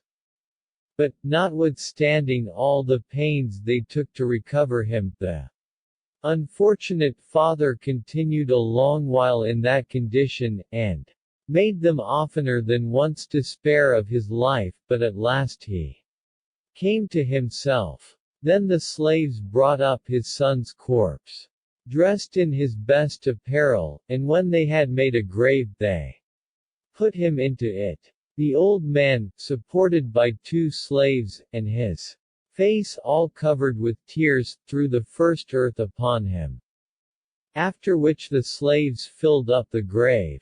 This being done, all the furniture was brought out from under ground, and, with the remaining provisions, put on board the vessel. The old man, overcome with sorrow, and not being able to stand, was laid upon a sort of litter, and carried to the ship, which put forth to sea, and in a short time sailed quite out of sight. After the old man and his slaves were gone with the vessel, I was left alone upon the island. I lay that night in the subterranean dwelling, which they had shut up, and when the day came, I walked round the isle, and stopped in such places as I thought most proper to repose in when I had need. I led this wearisome life for a month together, after which I perceived the sea to be mightily fallen, the island to be much larger, and the main land seemed to be drawing nearer me. In effect, the water grew so low, that there was but a small stream between me and the terra firma. I crossed it, and the water did not come above the middle of my leg. I marched so long upon the slime and sands that I was very weary. At last I got upon firm ground, and, when at a good distance from the sea, I saw a good way before me somewhat like a great fire, which gave me some comfort, for I said to myself, I shall find somebody or other, it not being possible that this fire should kindle of itself, but when I came nearer, I found my error, and saw that what I had taken to be fire was a castle of red copper, which the beams of the sun made look, at a distance, as if it had been in flames. I stopped near the castle, and sat down to admire its admirable structure, and to rest a while. I had not taken such a full view of this magnificent building, as it deserved, when I saw 10 handsome young men coming along as if they had been taking a walk, but that which most surprised me was, that they were all blind of the right eye. They accompanied an old man, who was very tall, and of a venerable aspect. I could not but wonder at the sight of so many half-blind men all together, and every one of the same eye. As I was thinking in my mind by what adventure all these could come together, they came up to me, and seemed to be mighty glad to see me. After the first compliments were past, they inquired what had brought me hither. I told them my story would be somewhat tedious, but, if they would take the trouble to sit down, I would satisfy their request. They did so, and I related unto them all that had happened unto me since I left my kingdom, which filled them with astonishment. After I had ended my discourse, the young gentleman prayed me to go with them into the castle. I accepted the proffer, and we passed through a great many halls, antechambers, bedchambers, and closets, very well furnished, and arrived at last in a spacious hall, where there were 10 small blue sofas set round, and separate from each other, upon which they sat by day, and slept by night. In the middle of this round there stood an 11th sofa, not so high as the rest, but of the same color, upon which the old man before mentioned sat down, and the young gentleman made use of the other 10, whereas each sofa could only contain one man. One of the young men says to me, "Comrade, sit down upon that carpet in the middle of the room, and do not inquire into anything that concerns us, nor the reason why we are all blind. Of the right eye, be content with what you see, and let not your curiosity go any further." The old man, having sat a little while, rose up, and went out. But he returned in a minute or two, brought in supper for the 10 gentlemen, distributed to each man his proportion by himself, and likewise brought me mine, which I ate by myself, as the rest did. And when supper was almost done, he presented to each of us a cup of wine. They thought my story so extraordinary, that they made me repeat it after supper, and this gave occasion to discourses which lasted a good part of the night. One of the gentlemen, observing that it was late, said to the old man, "You see it is time to go to bed, and you do not bring us that with which we may acquit ourselves of our duty." At these words the old man rose, and went into a closet, from whence he brought out upon his head 10 basins, one after another, all covered with blue stuff. He set one before every gentleman, together with a light. They uncovered their basins, in which there were ashes, coal, dust, and lamp black. They mixed all together, and rubbed and bedaubed their faces with it in such a manner, that they looked very frightful. After having thus blackened themselves, they fell a weeping and lamenting, beating their heads and breasts, and cried continually, "This is the fruit of our idleness and debauches." They continued this almost the whole night, and when they left off, the old man brought them water, with which they washed their faces and hands. They also changed their clothes, which were spoiled, and put on others, so that they did not look in the least as if they had been doing so strange an action. You may judge, madam, how uneasy I was all the while. I had a mind 1,000 times to break the silence which these young gentlemen had imposed upon me, and ask questions, nor was it possible for me to sleep that night. After we got up next day, we went out to walk, and then I told them, "Gentlemen, I declare to you that I must renounce that law which you prescribed to me last night, for I cannot observe it. You are men of sense, and all of you have wit in abundance. You have convinced me of it, yet I have seen you do such actions, as none but madmen could be capable of. Whatever misfortune befalls me, I cannot forbear asking, why you bedaubed your faces with black. How it comes that each of you have but one eye. Some Singular thing must have been the cause of it, therefore I conjure you to satisfy my curiosity. To these pressing instances, they answered nothing, but that it was none of my business to ask such questions, and that I should do well to hold my peace. We passed that day in discourses upon different subjects, and when night was come, and every man had supped, the old man brought in the blue basins, and the young gentlemen bedaubed their faces, wept, and beat themselves, crying, "This is the fruit of our idleness and debauches," as before, and continued the same actions the following night. At last, not being able to resist my curiosity, I earnestly prayed them to satisfy me, or to show me how to return to my own kingdom, for it was impossible for me to keep them company any longer, and to see every night such an odd spectacle, without being permitted to know the reason.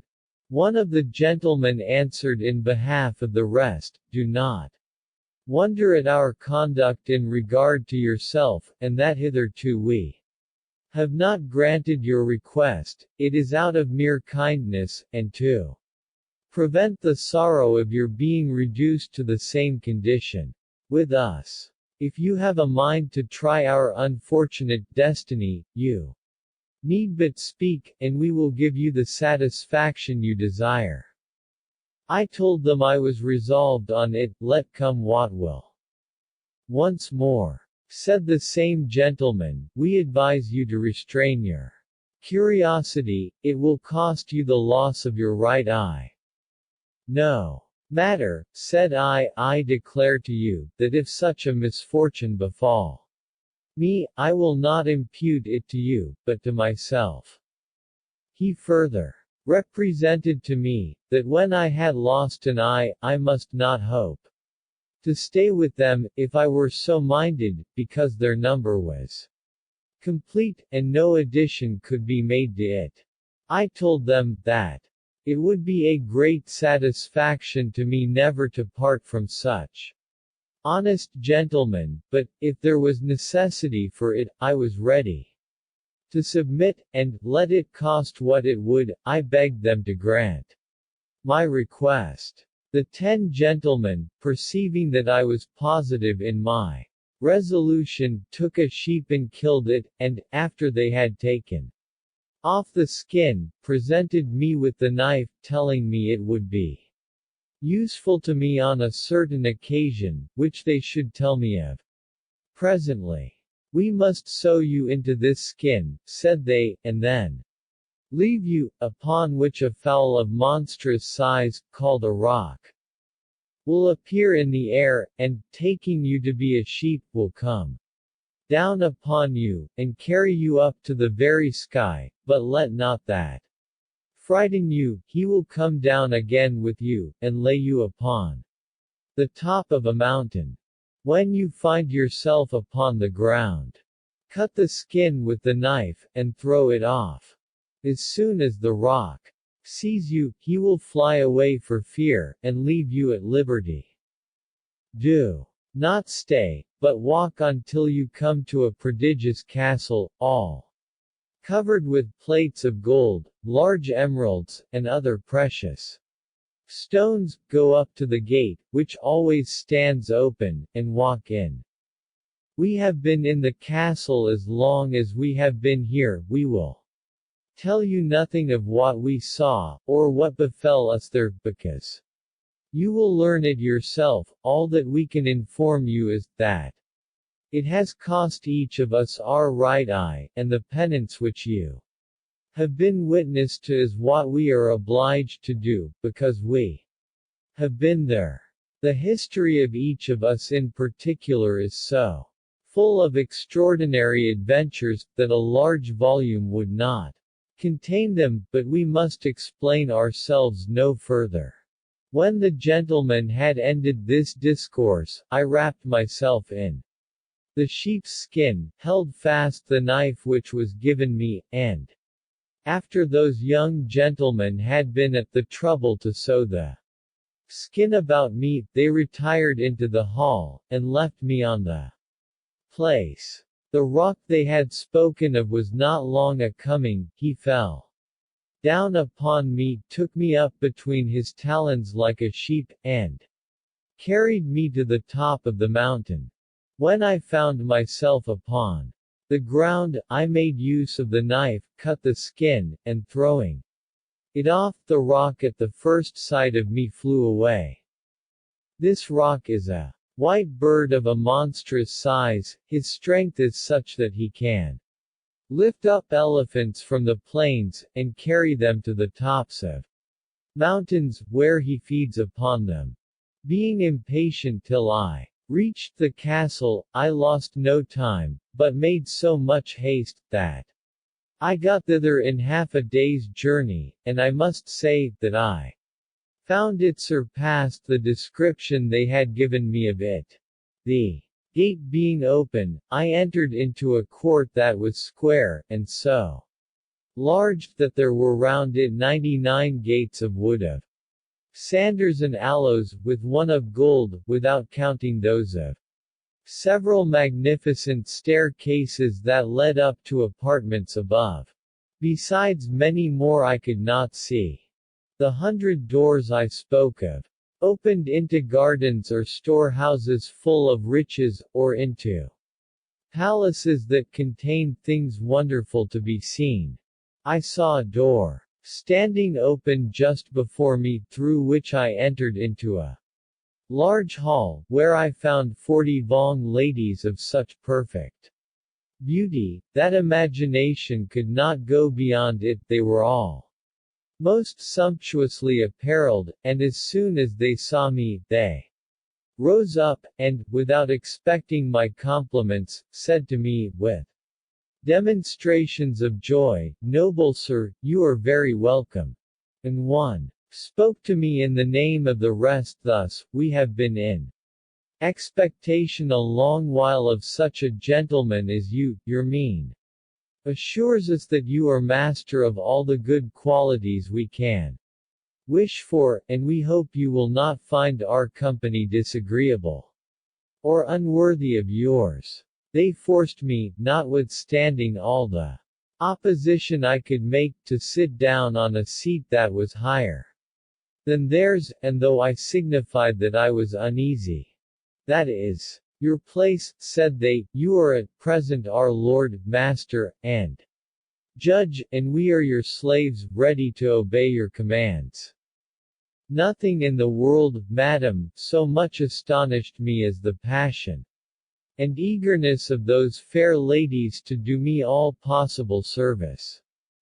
One brought hot water to wash my feet, a second poured sweet, scented water on my hands, some brought me all sorts of necessaries, and change of apparel, others brought in a magnificent collation, and the rest came with glasses in their hands to fill me delicious wines, all in good order, and in the most charming manner that could be.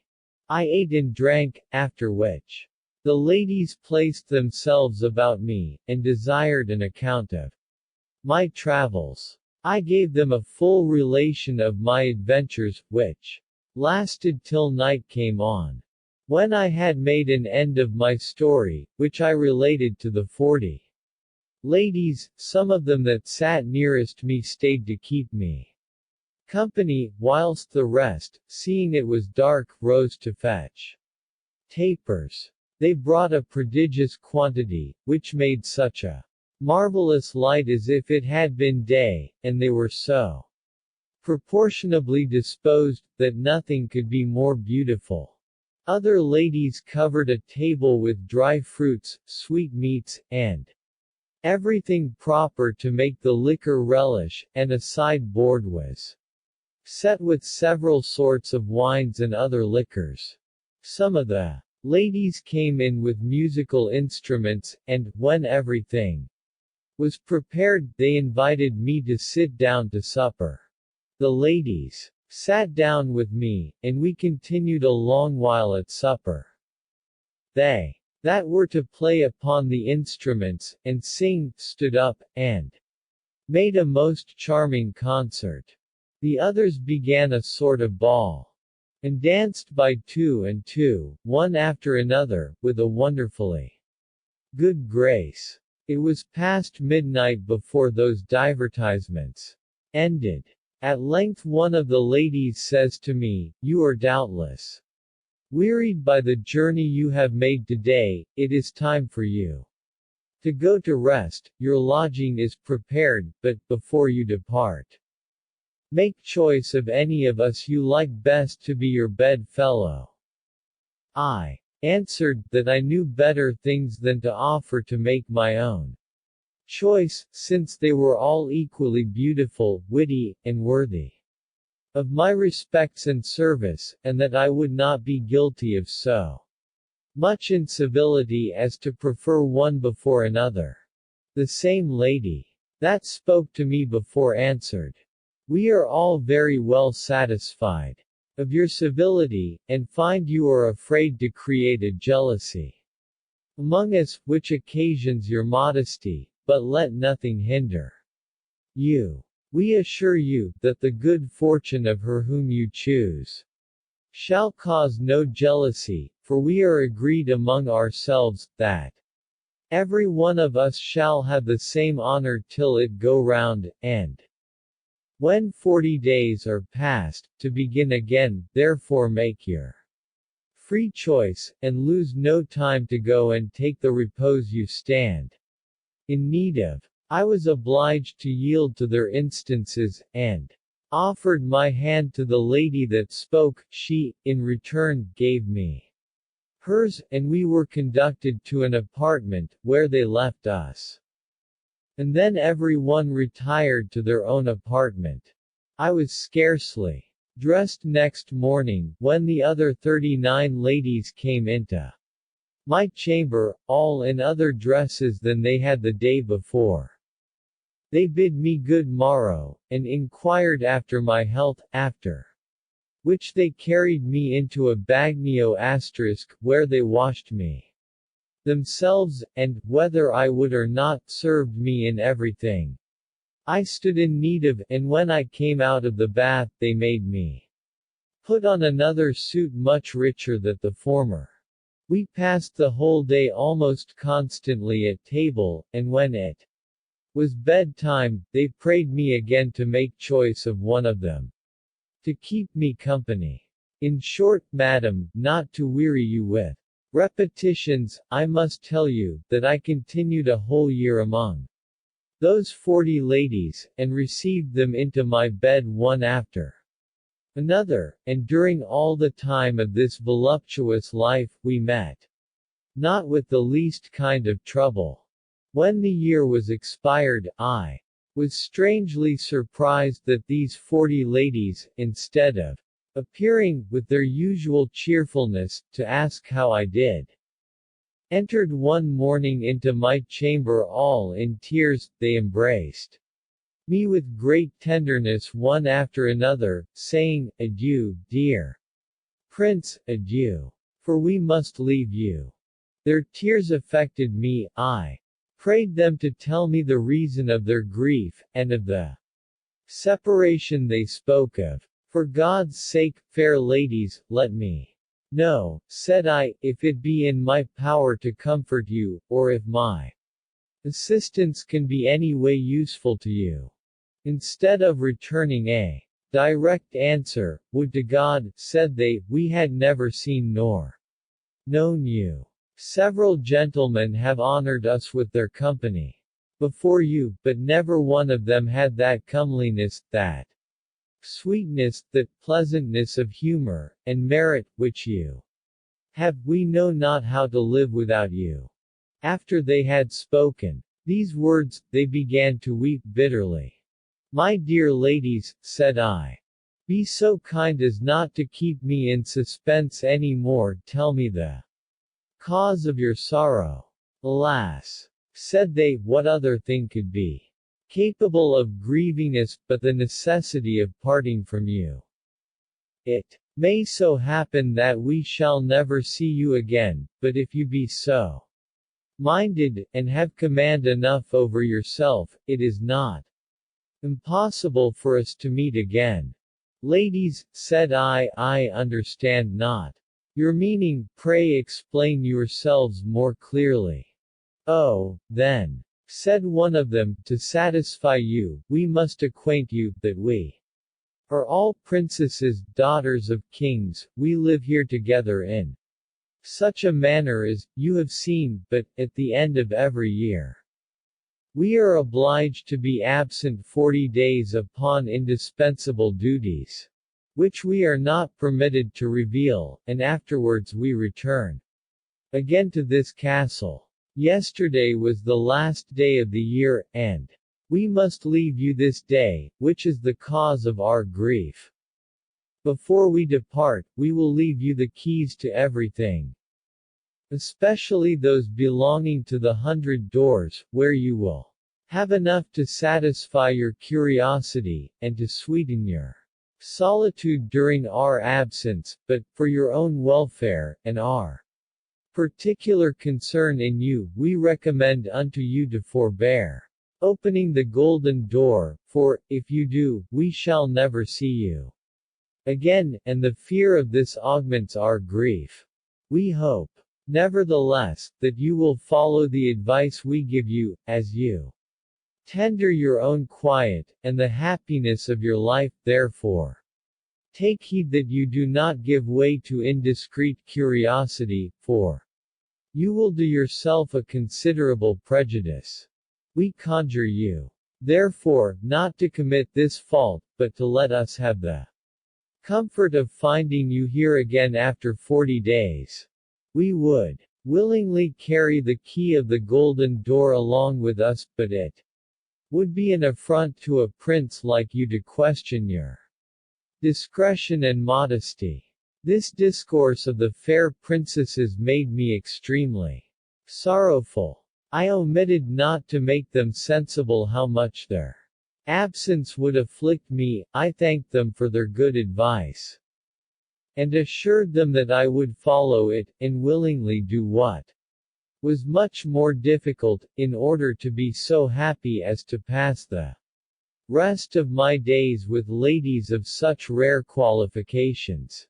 We took leave of one another with a great deal of tenderness, and having embraced them all, they at last departed, and I was left alone in the castle.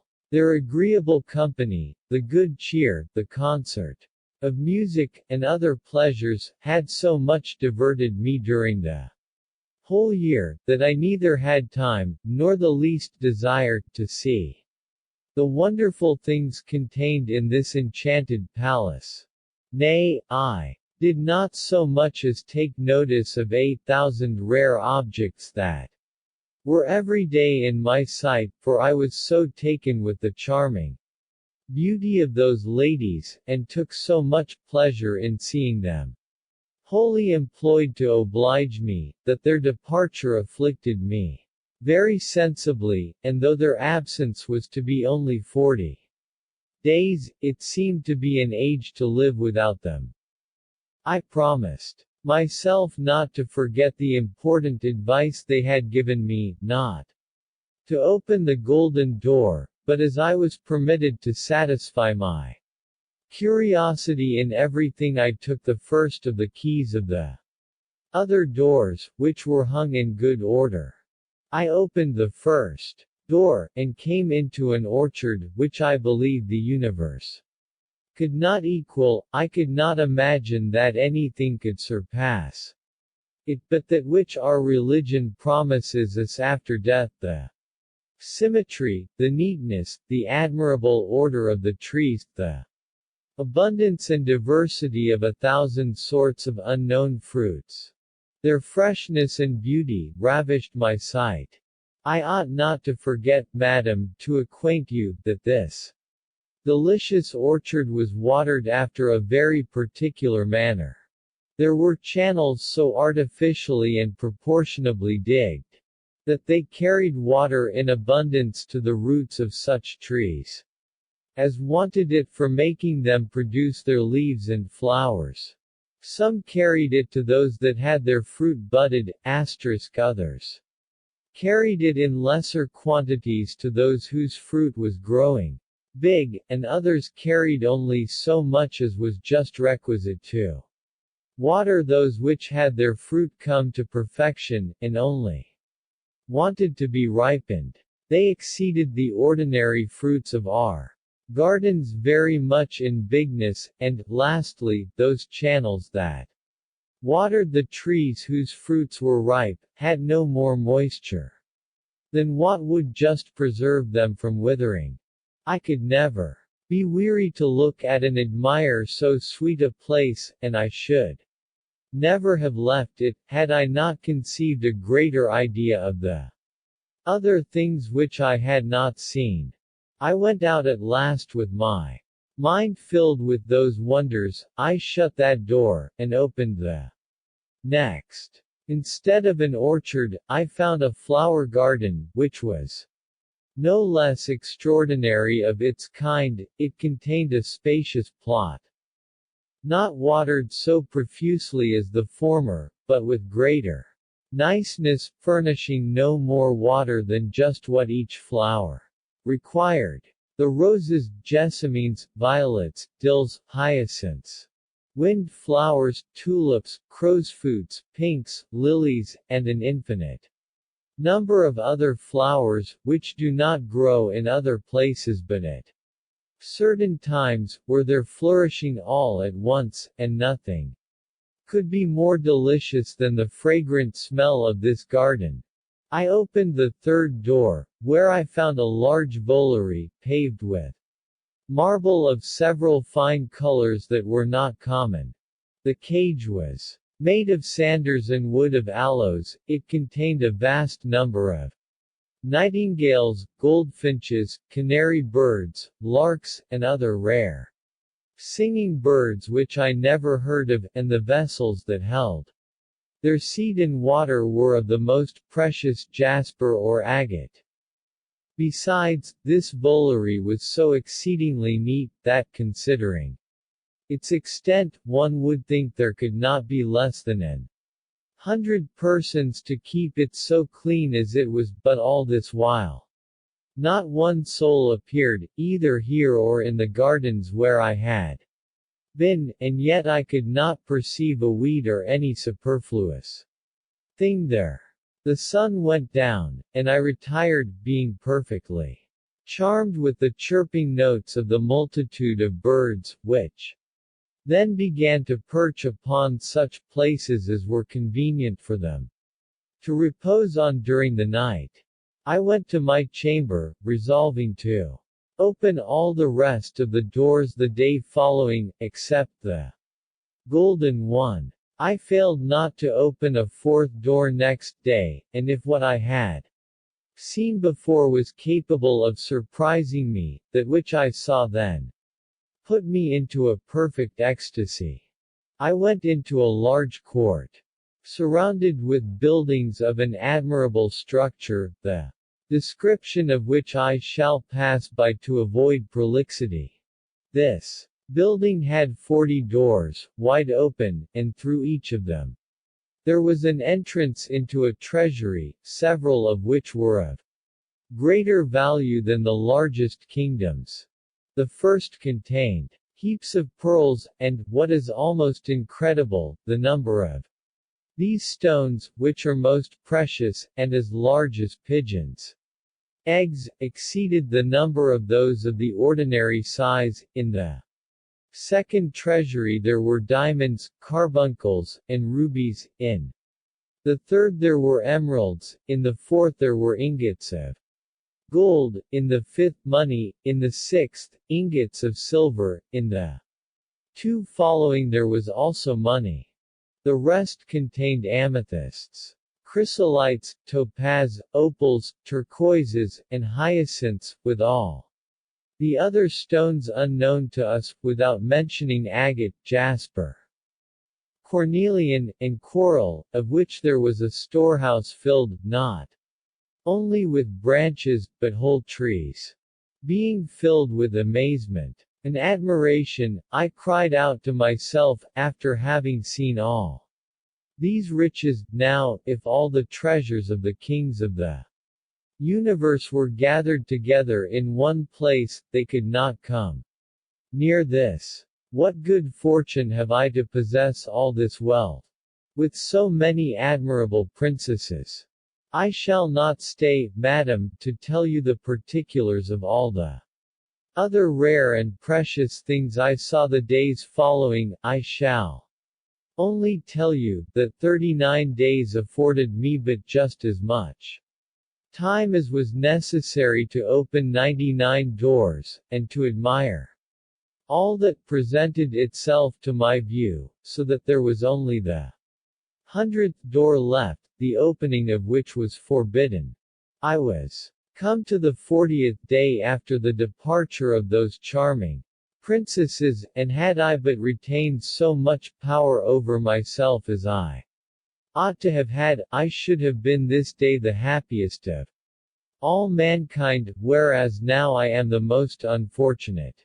They were to return the next day, and the pleasure of seeing them again ought to have restrained my curiosity, but, through my weakness, which I shall ever repent, I yielded to the temptations of the evil spirit, who gave me no rest till I had thrown myself into those misfortunes that I have since undergone.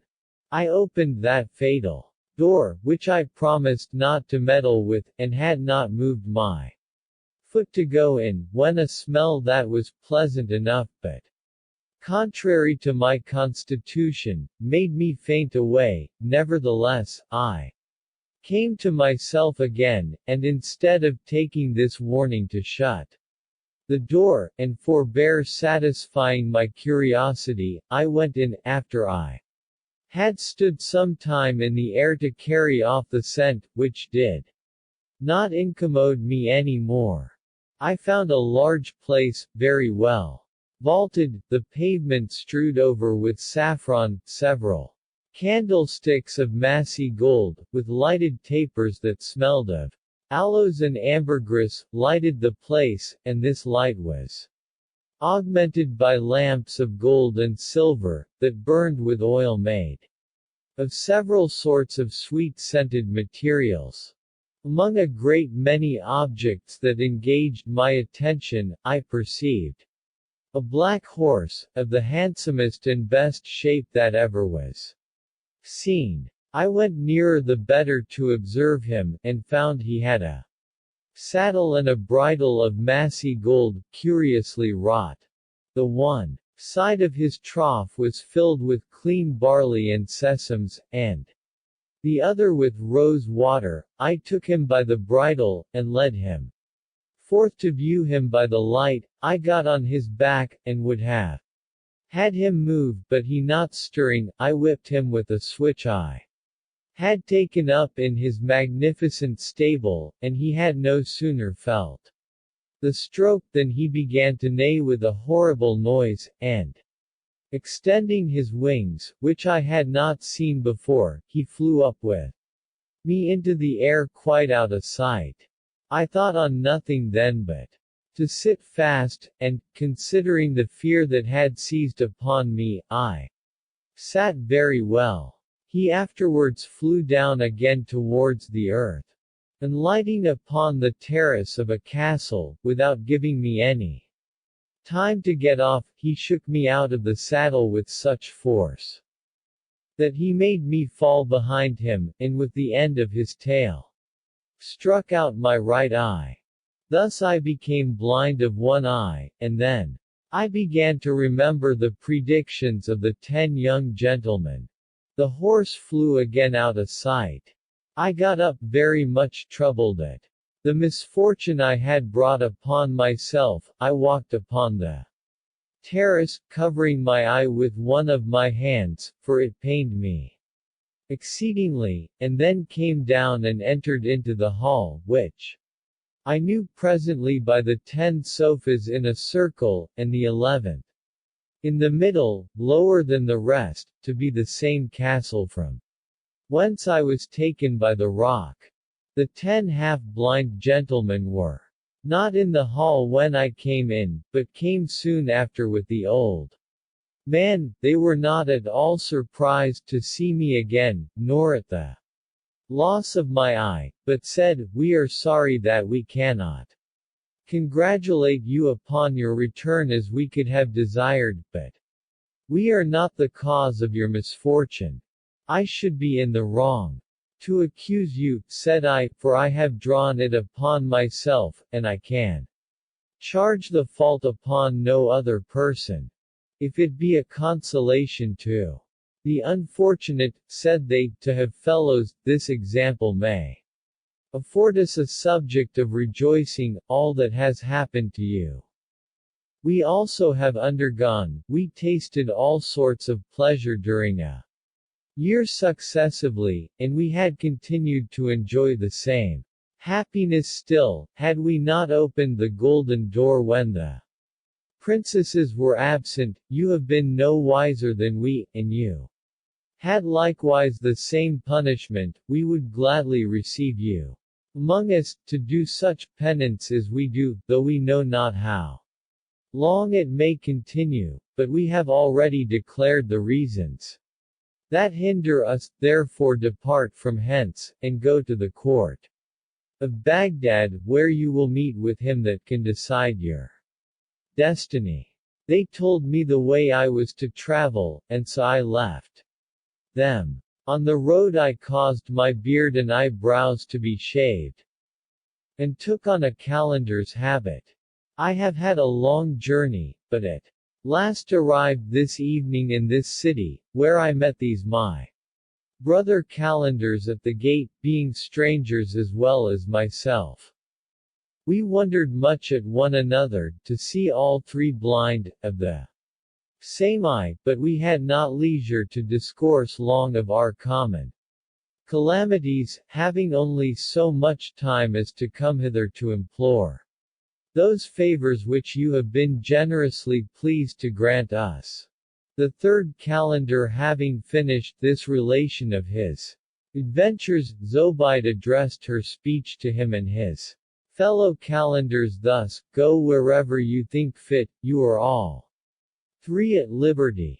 But one of them answered, "Madam, we beg you to pardon our curiosity, and permit us to hear those gentlemen's stories who have not yet spoken." Then the lady turned to that side where stood the caliph, the vizier Giafar, and Mesrour, whom she knew not, but said to them, "It is now your turn to tell me your adventures, therefore speak." The Grand Vizier Giafar, who had always been the spokesman, answered Zobeide thus: "Madam, in order to obey you, we need only repeat what we have said already, before we entered your house. We are merchants of Mosul, that came to Baghdad to sell our merchandise, which lies in the khan where we lodge.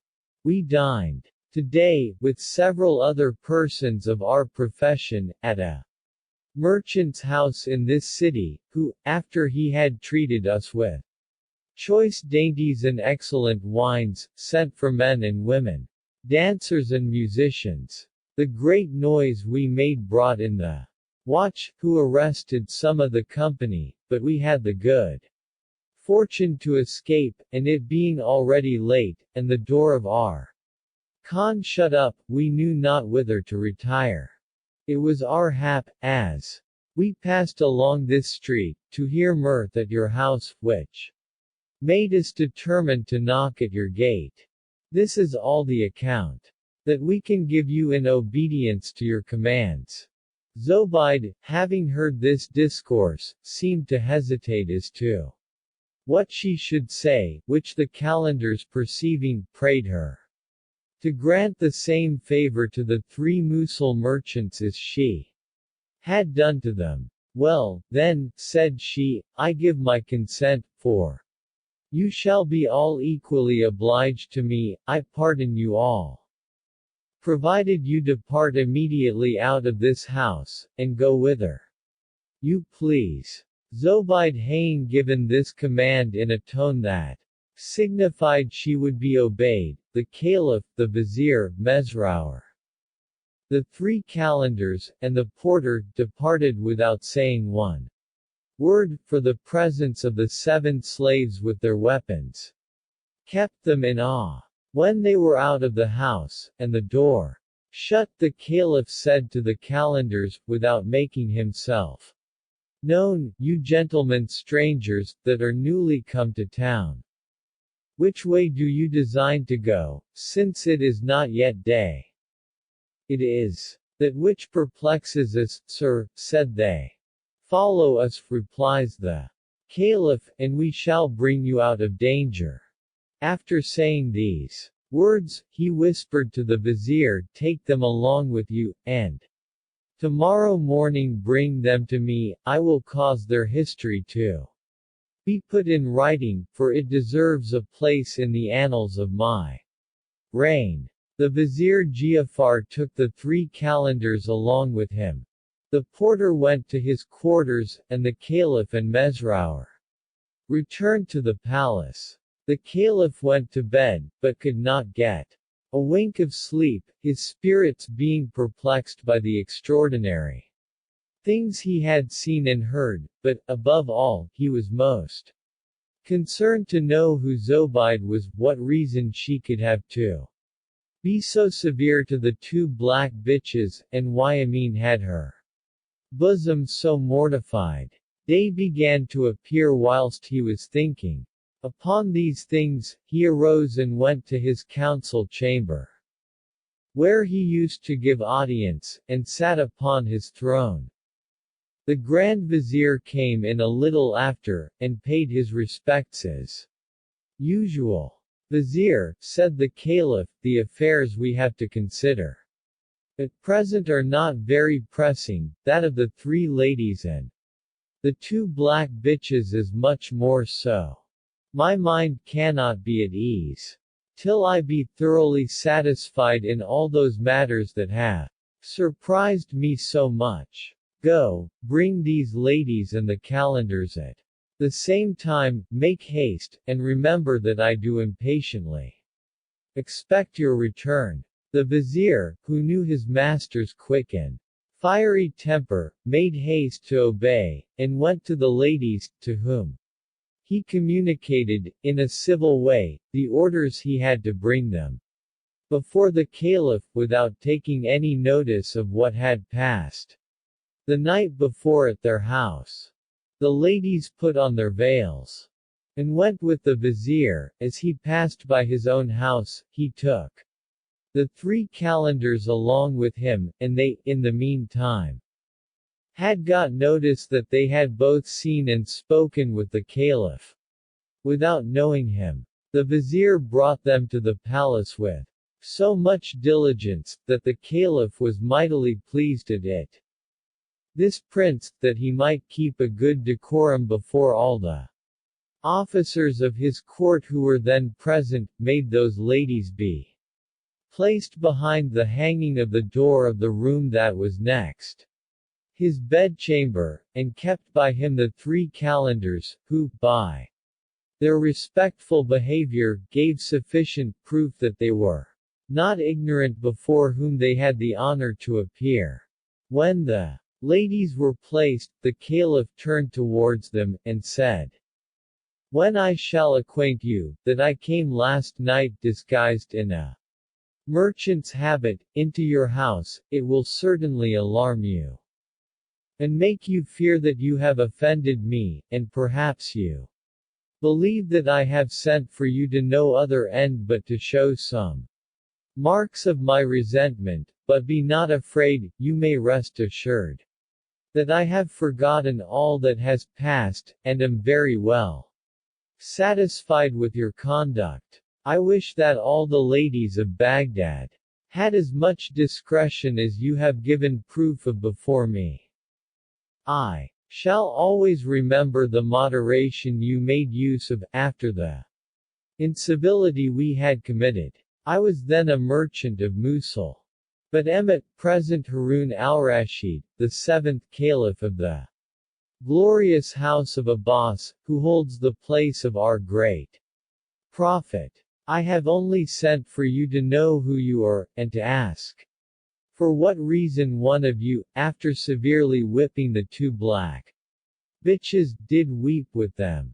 And I am no less curious to know why another of you has her bosom full of scars. Though the Caliph pronounced these words very distinctly, so that the three ladies heard them well enough, yet the Vizier Giafar did, out of ceremony, repeat them over again. Zobaide, after the Caliph by his discourse encouraged her, satisfied his curiosity in this manner. The story of Zobeide, Commander of the Faithful, says she, the relation I am about to give to your majesty is one of the strangest that ever was heard. The two black bitches and myself are sisters by the same father and mother, and I shall acquaint you by what strange accident they came to be metamorphosed.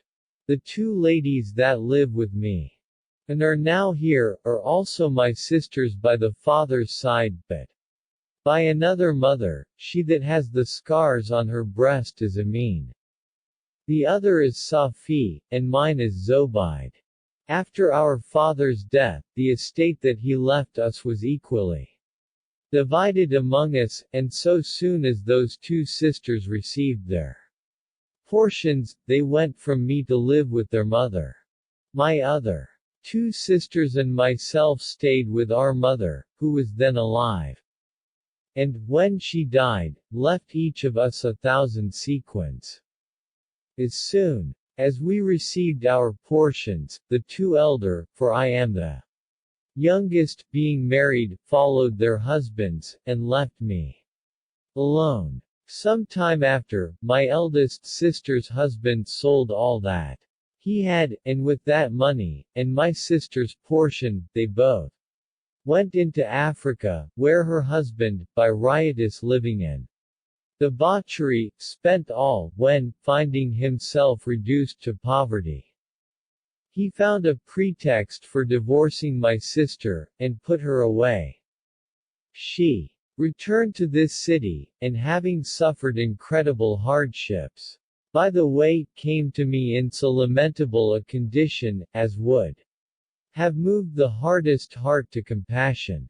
I received her with all the tenderness she could expect, and inquiring into the cause of her sad condition, she told me, with tears, how inhumanly her husband had dealt by her. I was so much concerned at her misfortune, that tears flowed from my eyes. I put her into a bagnio, and clothed her with my own apparel, and spoke to her thus: Sister, you are the elder, and I esteem you as my mother. During your absence, God has blessed the portion that fell to my share, and the employment I follow to feed and bring up silkworms. Assure yourself that there is nothing I have but what is at your service and as much at your disposal as my own.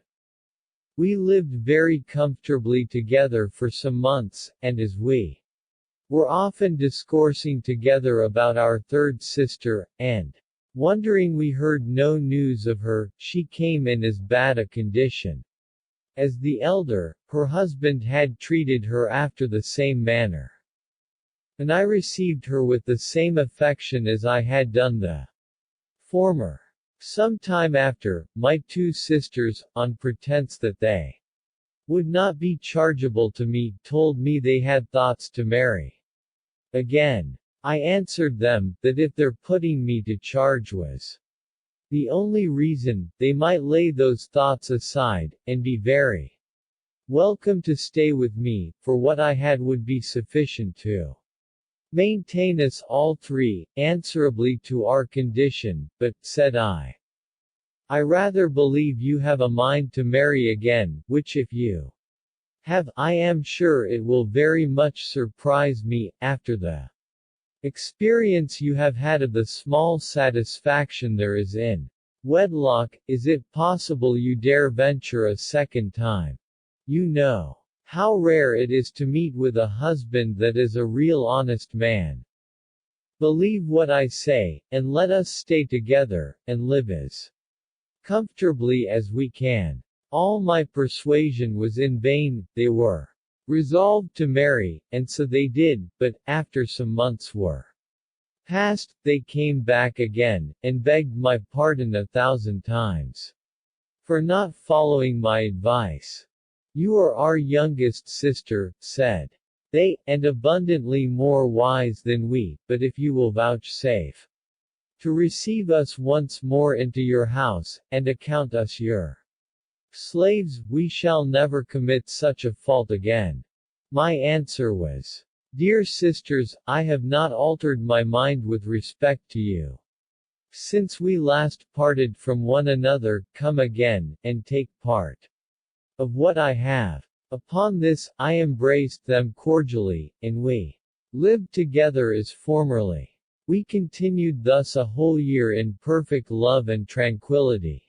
And seeing that God had increased my small stock, I projected a voyage by sea to hazard somewhat in trade. To this end, I went with my 2 sisters to Balsora, where I bought a ship ready fitted for sea, and loaded her with such merchandise as I brought from Baghdad. We set sail with a fair wind, and soon got through the Persian Gulf, and when got into the ocean, we steered our course for the Indies, and saw land the 20th day. It was a very high mountain, at the bottom of which we saw a great town. And having a fresh gale, we soon reached the harbor, where we cast anchor. I had not patience to stay till my sisters were dressed to go along with me, but went ashore in the boat myself. And making directly to the gate of the town, I saw there a great number of men upon guard, some sitting and others standing, with batons in their hands, and they had all such dreadful countenances that they frightened me, but perceiving that they had no motion, nay not so much as with their eyes, I took courage, and went nearer, and then found they were all turned into stones. I entered the town, and passed through the several streets, where there stood everywhere men in several postures, but all immovable and petrified. On that side where the merchants lived, I found most of the shops shut, and, in such as were open, I likewise found the people petrified. I looked up to the chimneys, but saw no smoke, which made me conjecture that those within, as well as those without, were turned into stones. Being come into a vast square in the heart of the city, I perceived a great gate covered with plates of gold, the 2 leaves of which stood open, and a curtain of silk stuff seemed to be drawn before it. I also saw a lamp hanging over the gate. After I had well considered the fabric, I made no doubt but it was the palace of the prince who reigned over that country, and being very much astonished that I had not met with one living creature, I went thither in hopes to find some. I entered the gate, and was still more surprised when I saw none but the guards in the porches, all petrified, some standing, some sitting, and others lying.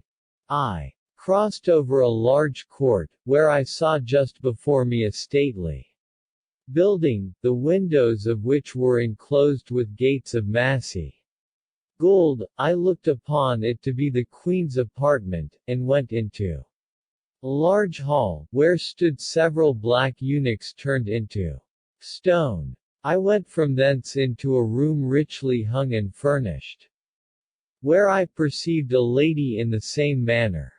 I knew it to be the queen, by the crown of gold that hung over her head, and a necklace of pearl about her neck, each of them as big as a nut.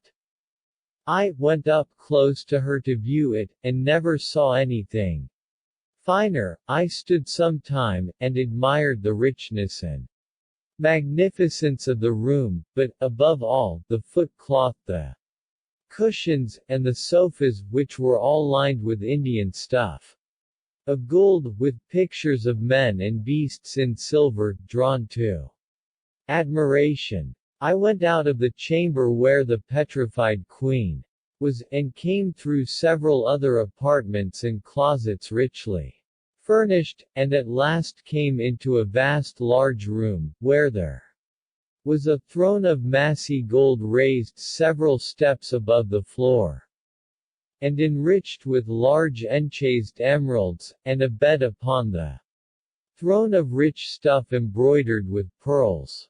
That which surprised me more than all the rest was a sparkling light which came from above the bed. Being curious to know from whence it came, I mounted the steps, and lifting up my head, I saw a diamond, as big as the egg of an ostrich, lying upon a low stool.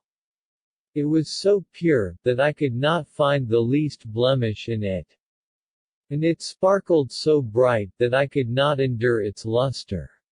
When I saw it by day, on each side of the bed head there stood a lighted flambeau, but for what use I could not apprehend.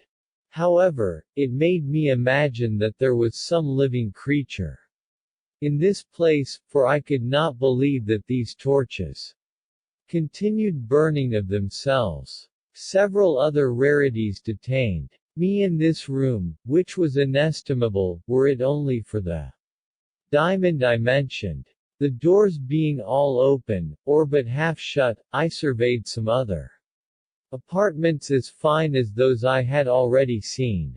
I looked into the offices and store rooms, which were full of infinite riches, and I was so much taken with the sight of all these wonderful things, that I forgot myself, and did not think on my ship or my sisters.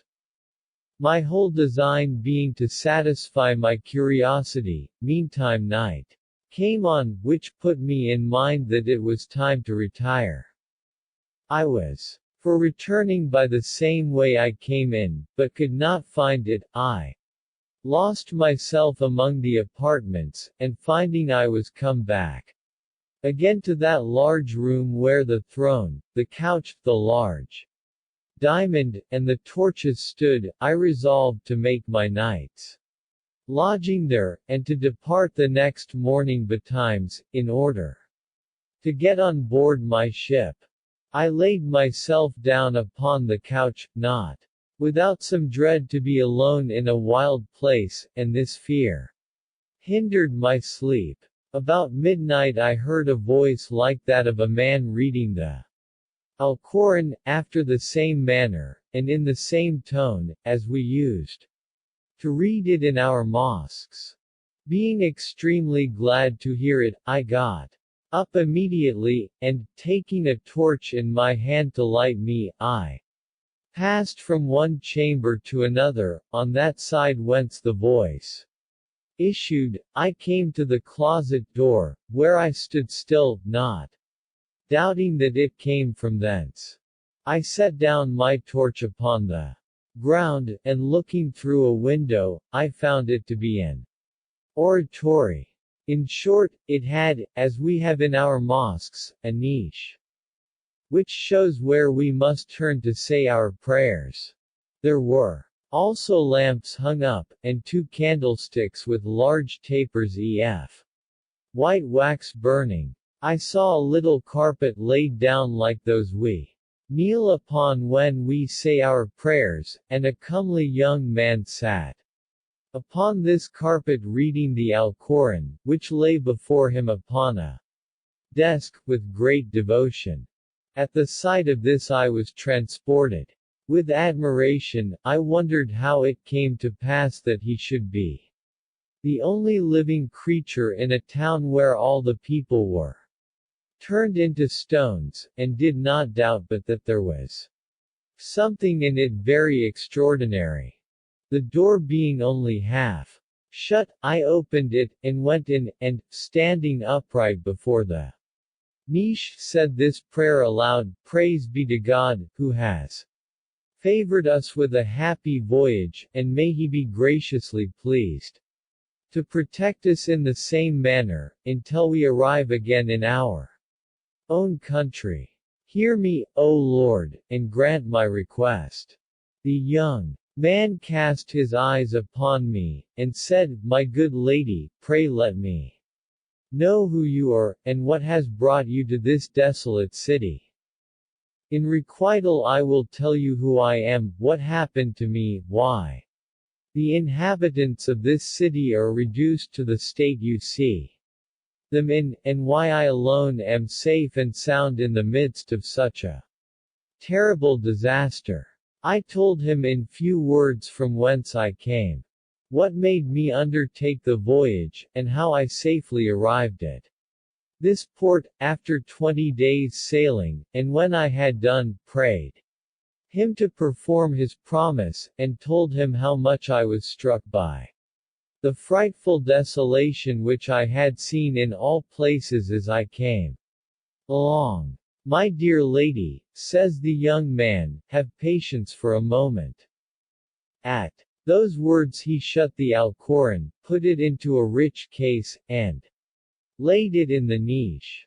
I took that opportunity to observe him, and perceived so much good nature and beauty in him, that I felt very strange emotions. He made me sit down by him, and, before he began his discourse, I could not forbear saying to him, with an air that discovered the sentiments I was inspired with, "Amiable Sir, dear object of my soul, I can scarcely have patience to wait for an account of all those wonderful things that I have seen since the first time I came into your city, and my curiosity cannot be satisfied too soon, therefore, pray, sir, let me know by what miracle you alone are left alive among so many persons who have died in so strange a manner." "Madam," says the young man, "you have given me to understand you have the knowledge of a true God, by the prayer you have just now addressed to him. I will acquaint you with the most remarkable effect of his greatness and power. You must know that this city was the metropolis of a mighty kingdom, over which the king my father reigned. That prince, his whole court, the inhabitants of the city, and all his other subjects, were magi, worshippers of fire, and of Nardon, the ancient king of the giants, who rebelled against God. Though I was begotten and born of an adulterous father and mother, I had the good fortune in my youth to have a woman governess who was a good Mussulman. I had the Alcoran by heart, and understood the explanation of it perfectly well.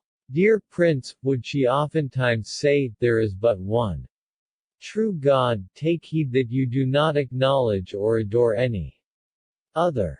She learned me to read Arabic, and the book she gave me to exercise upon was the Alcoran. As soon as I was capable of understanding it, she explained to me all the heads of this excellent book, and infused piety into my mind, unknown to my father or anybody else. She happened to die, but not before she had perfectly instructed me in all that was necessary to convince me of the Mussulman religion. After her death, I persisted with constancy in the belief I was in, and I abhor the false god Nardon, as well as the adoration of fire. About 3 years and some months ago, a thundering voice was heard, all of a sudden, so distinctly through the whole city that nobody could miss hearing it. The words were these: "Inhabitants, abandon the worship of Nardon and of fire, and worship the only God that shows mercy." This voice was heard 3 years successively, but nobody was converted, so the last day of the year, at 4 o'clock in the morning, all the Inhabitants were changed in an instant into stone, every one in the same condition and posture in which he then happened to be. The king my father had the same fate, for he was metamorphosed into a black stone, as may be seen in this palace, and the queen my mother had the like destiny. I am the only person that did not suffer under that heavy judgment, and ever since I have continued to serve God with more fervency than before. I am persuaded, dear lady, that he has sent you hither for my comfort, for which I render him infinite thanks, for I must own that this solitary life is very uneasy. All these expressions, and particularly the last, increased my love to him extremely. Prince, said I, there is no doubt that Providence hath brought me into your port to present you with an opportunity of withdrawing from this dismal place. The ship that I am come in may in some measure persuade you that I am in some esteem at Baghdad, where I have left also a considerable estate. And I dare engage to promise you sanctuary there, until the mighty commander of the faithful, who is vice-regent to our Prophet, whom you acknowledge, do you the honor that is due to your merit. This renowned prince lives at Baghdad, and as soon as he is informed of your arrival in his capital, you will find that it is not in vain to implore his assistance. It is impossible you can stay any longer in a city where all the objects you see must renew your grief. My vessel is at your service, where you may absolutely command as you shall think fit. He accepted the offer, and we discoursed the remaining part of the night about our embarkation. As soon as it was day, we left the palace, and came on board my ship, where we found my sisters, the captain, and the slaves, all very much troubled about my absence. After I had presented my sisters to the prince, I told them what had hindered my return to the vessel the day before, how I had met with the young prince, his story, and the cause of the desolation of so fine a city. The seamen were taken up several days in unloading the merchandise I brought along with me, and embarking, instead of that, all the precious things in the palace, as jewels, gold, and money. We left the furniture and goods, which consisted of an infinite quantity of plate, etc., because our vessel could not carry it, for it would have required several vessels more to carry all the riches to Baghdad which it was in our option to take with us. After we had loaded the vessel with what we thought fit, we took such provisions and water on board as were necessary for our voyage, for we had still a great deal of those provisions left that we had taken in at Balsora winking face, and at last set sail with a favorable wind. The young prince, my sisters, and myself, enjoyed ourselves for some time very agreeably. But, alas! This good understanding did not last long, for my sisters grew jealous of the friendship between the prince and me, and maliciously asked me one day, what we should do with him when we came to Baghdad. I perceived immediately that they put this question to me on purpose to discover my inclinations, therefore resolving to put it off with a jest, I answered them, I will take him for my husband, and upon that, turning myself to the prince, Sir, I humbly beg of you to give your consent, for, as soon as we come to Baghdad, I design to offer you my person to be your slave, to do you all the service that is in my power, and to resign myself wholly to your commands. The prince answered, I know not, madam, whether you are In jest or not, but, for my own part, I seriously declare before these ladies, your sisters, that from this moment I heartily accept your offer, not with any intention to have you as a slave, but as my lady and mistress, nor will I pretend to have any power over your actions. At these words my sisters changed color, and I could easily perceive that afterwards they did not love me as formerly. We were come into the Persian Gulf, and not far from Balsora, where I hoped, considering the fair wind, we might have arrived the day following, but in the night, when I was asleep, my sisters watched their time, and threw me overboard. They did the same to the prince, who was drowned. I swam some minutes on the water, but by good fortune, or rather miracle, I felt ground. I went towards a black place, which, by what I could discern in the dark, seemed to be land, and actually was a flat on the coast. When day came, I found it to be a desert island, lying about 20 miles from Balsora. I soon dried my clothes in the sun, and as I walked along, found several sorts of fruit, and likewise fresh water, which gave me some hopes of preserving my life. I laid myself down in a shade, and soon after I saw a winged serpent, very large and long, coming towards me, wriggling to the right and to the left, and hanging out his tongue, which made me think he had got some hurt. I rose, and saw a serpent still larger following, holding him by the tail, and endeavoring to devour him. I had compassion on him, and, instead of flying away, had the boldness and courage to take up a stone that by chance lay by me, and threw it at the great serpent with all my strength, whom I hit on the head and killed. The other, finding himself at liberty, took to his wings and flew away. I looked a long while after him in the air, as being an extraordinary thing.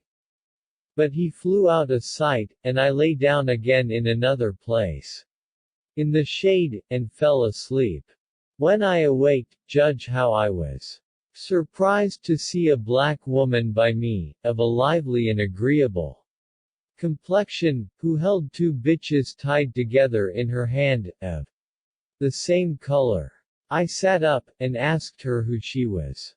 I am, said she, the serpent whom you delivered not long since from my mortal enemy. I know not how to acknowledge the great kindness you did me, except by doing what I have done. I know the treachery of your sisters, and, to revenge you as soon as I was set at liberty by your generous assistance, I called several of my companions together, fairies like myself. We have carried the loading that was in your vessel into your storehouses at Baghdad, and afterwards sunk it. These two black bitches are your sisters, whom I have transformed into this shape, but this punishment is not sufficient, for I will have you to treat them after such a manner as I shall direct. At these words, the fairy took me fast under one of her arms, and the two bitches in the other, and carried me to my house at Baghdad, where I found all the riches, which were loaded on board my vessel, in my storehouses.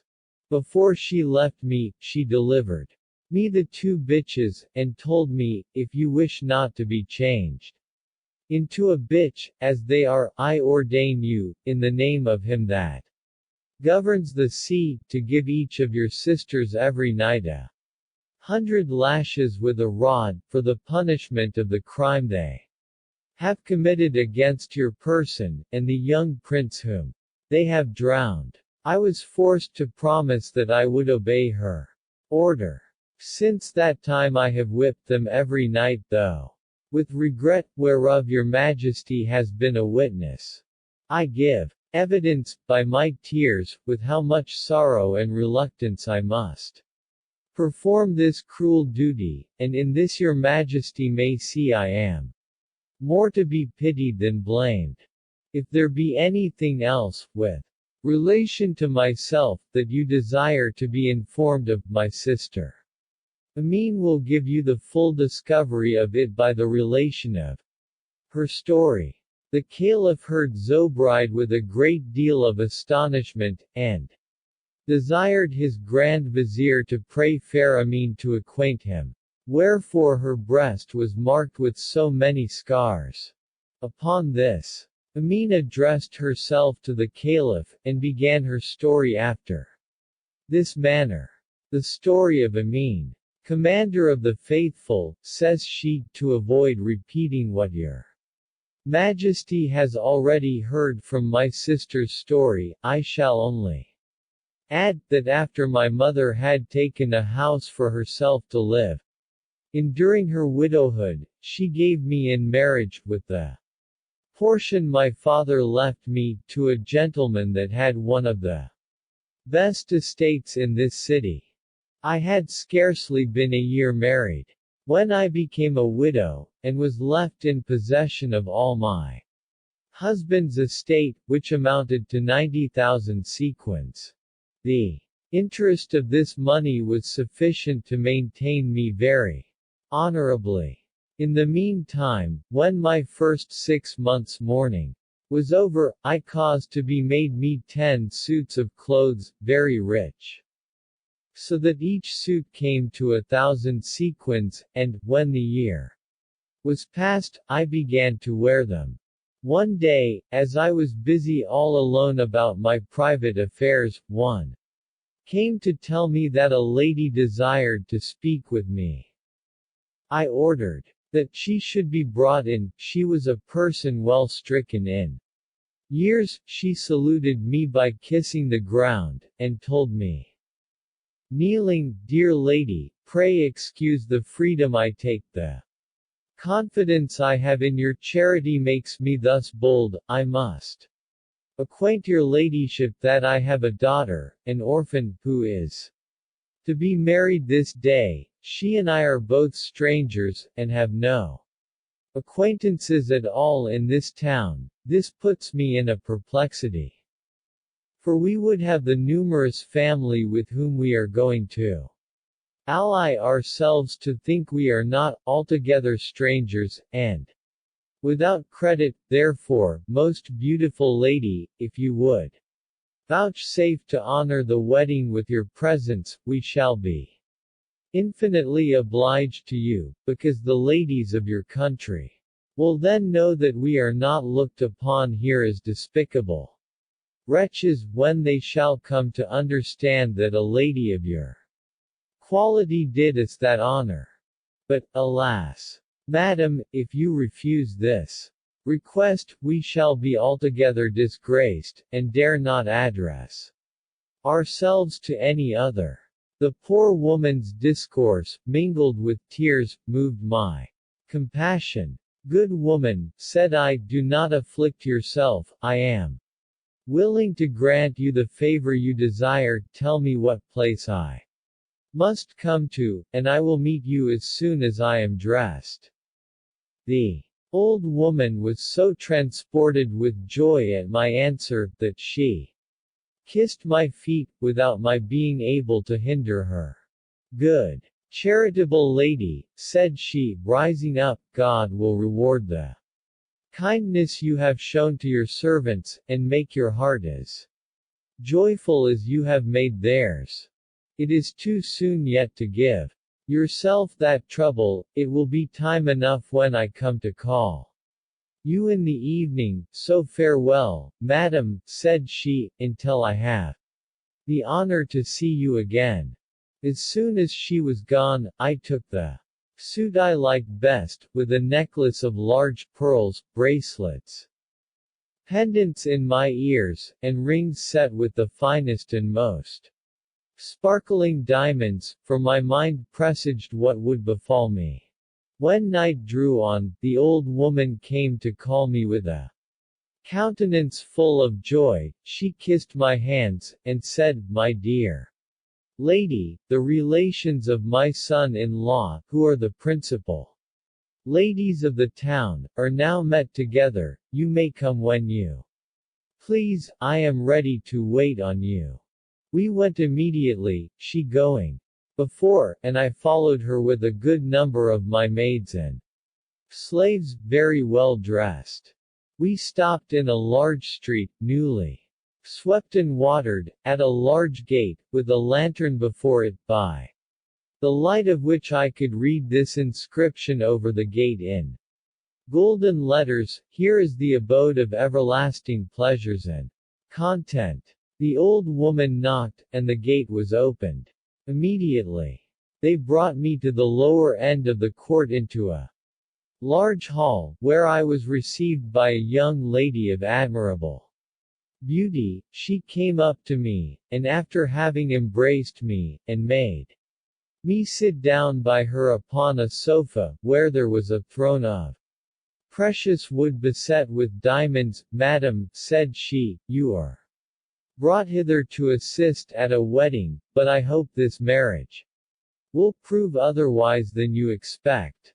I have a brother, one of the handsomest men in the world. He has fallen so much in love with your beauty, that his fate depends wholly upon you, and he will be the unhappiest of men, if you do not take pity on him. He knows your quality, and I can assure you he is not unworthy of your alliance. If my prayers, madam, can prevail, I shall join them with his, and humbly beg you will not refuse the offer of being his wife. After the death of my husband, I had no thoughts of marrying again, but I had not power to refuse the offer made by so charming a lady. As soon as I had given consent by silence, accompanied with a blush, the young lady clapped her hands, and immediately a closet door opened, out of which came a young man of a majestic air, and of so graceful a behavior, that I thought myself happy to have made so great a conquest. He sat down by me, and, by the discourse we had together, I found that his merits far exceeded the account his sister had given me of him. When she saw that we were satisfied one with another, she clapped her hands a second time, and out came a caddy, or scrivener, who wrote our contract of marriage, signed it himself, and caused it to be attested by 4 witnesses he brought along with him. The only thing that my new spouse made me promise was, that I should not be seen nor speak with any other man but himself, and he vowed to me, upon that condition, that I should have no reason to complain of him. Our marriage was concluded and finished after this manner, so I became the principal actress in a wedding to which I was invited only as a guest. After we had been married about a month, I had occasion for some stuffs. I asked my husband's leave to go out to buy them, which he granted, and I took that old woman along with me of whom I spoke before, she being one of the family, with 2 of my own female slaves. When we came to the street where the merchants dwelt, the old woman told me, "Dear mistress, since you want silk stuffs, I must carry you to a young merchant of my acquaintance who has of all sorts, which will prevent your wearying yourself by going from one shop to another. I can assure you that he is able to furnish you with that which nobody else can." I was easily persuaded, and we entered into a shop belonging to a young merchant. I sat down and bid the old woman desire him to show me the finest silk stuffs he had. The woman bid me speak myself, but I told her it was one of the articles of my marriage contract not to speak to any man but my husband, and that I must keep to it. The merchant showed me several stuffs, of which one pleased me better than the rest. I bid her ask the price. He answered the old woman, I will not sell it for gold or money, but I will make her a present of it, if she will give me leave to kiss her cheek. I bid the old woman tell him that he was very rude to propose such a thing. But, instead of obeying me, she said, what the merchant desires of you is no such great matter, you need not speak, but only present him your cheek, and the business will soon be done. The stuff pleased me so much that I was foolish enough to take her advice. The old woman and my slaves stood up that nobody might see, and I put up my veil. But, instead of a kiss, the merchant bit me till the blood came. The pain and surprise were so great that I fell down in a swoon, and continued in it so long, that the merchant had time to shut his shop, and fly for it. When I came to myself, I found my cheek all bloody. The old woman and my slaves took care to cover it with my veil, lest the people who comes about us should perceive. But they supposed it only a fainting fit. The old woman that was with me, being extremely troubled at the accident, endeavored to comfort me. My dear mistress, said she, I beg your pardon, for I am the cause of this misfortune, having brought you to this merchant because he is my countryman, but I never thought he could be capable of so vile an action. But do not grieve, let us make haste to go home. I will give you a medicine that will perfectly cure you in 3 days' time, so that the least mark will not be seen. The fit had made me so weak, that I was scarcely able to walk, but at last I got home, where I had a second fit as I went into my chamber. Meanwhile the old woman applied her remedy, so that I came to myself, and went to bed. My husband came to me at night, and seeing my head bound up, asked the reason. I told him I had the headache, and hoped he would inquire no further, but he took a candle, and saw that my cheek was hurt. How comes this wound? Said he. Though I was not very guilty, yet I could not think of owning the thing. Besides, to make such confession to a husband was somewhat indecent.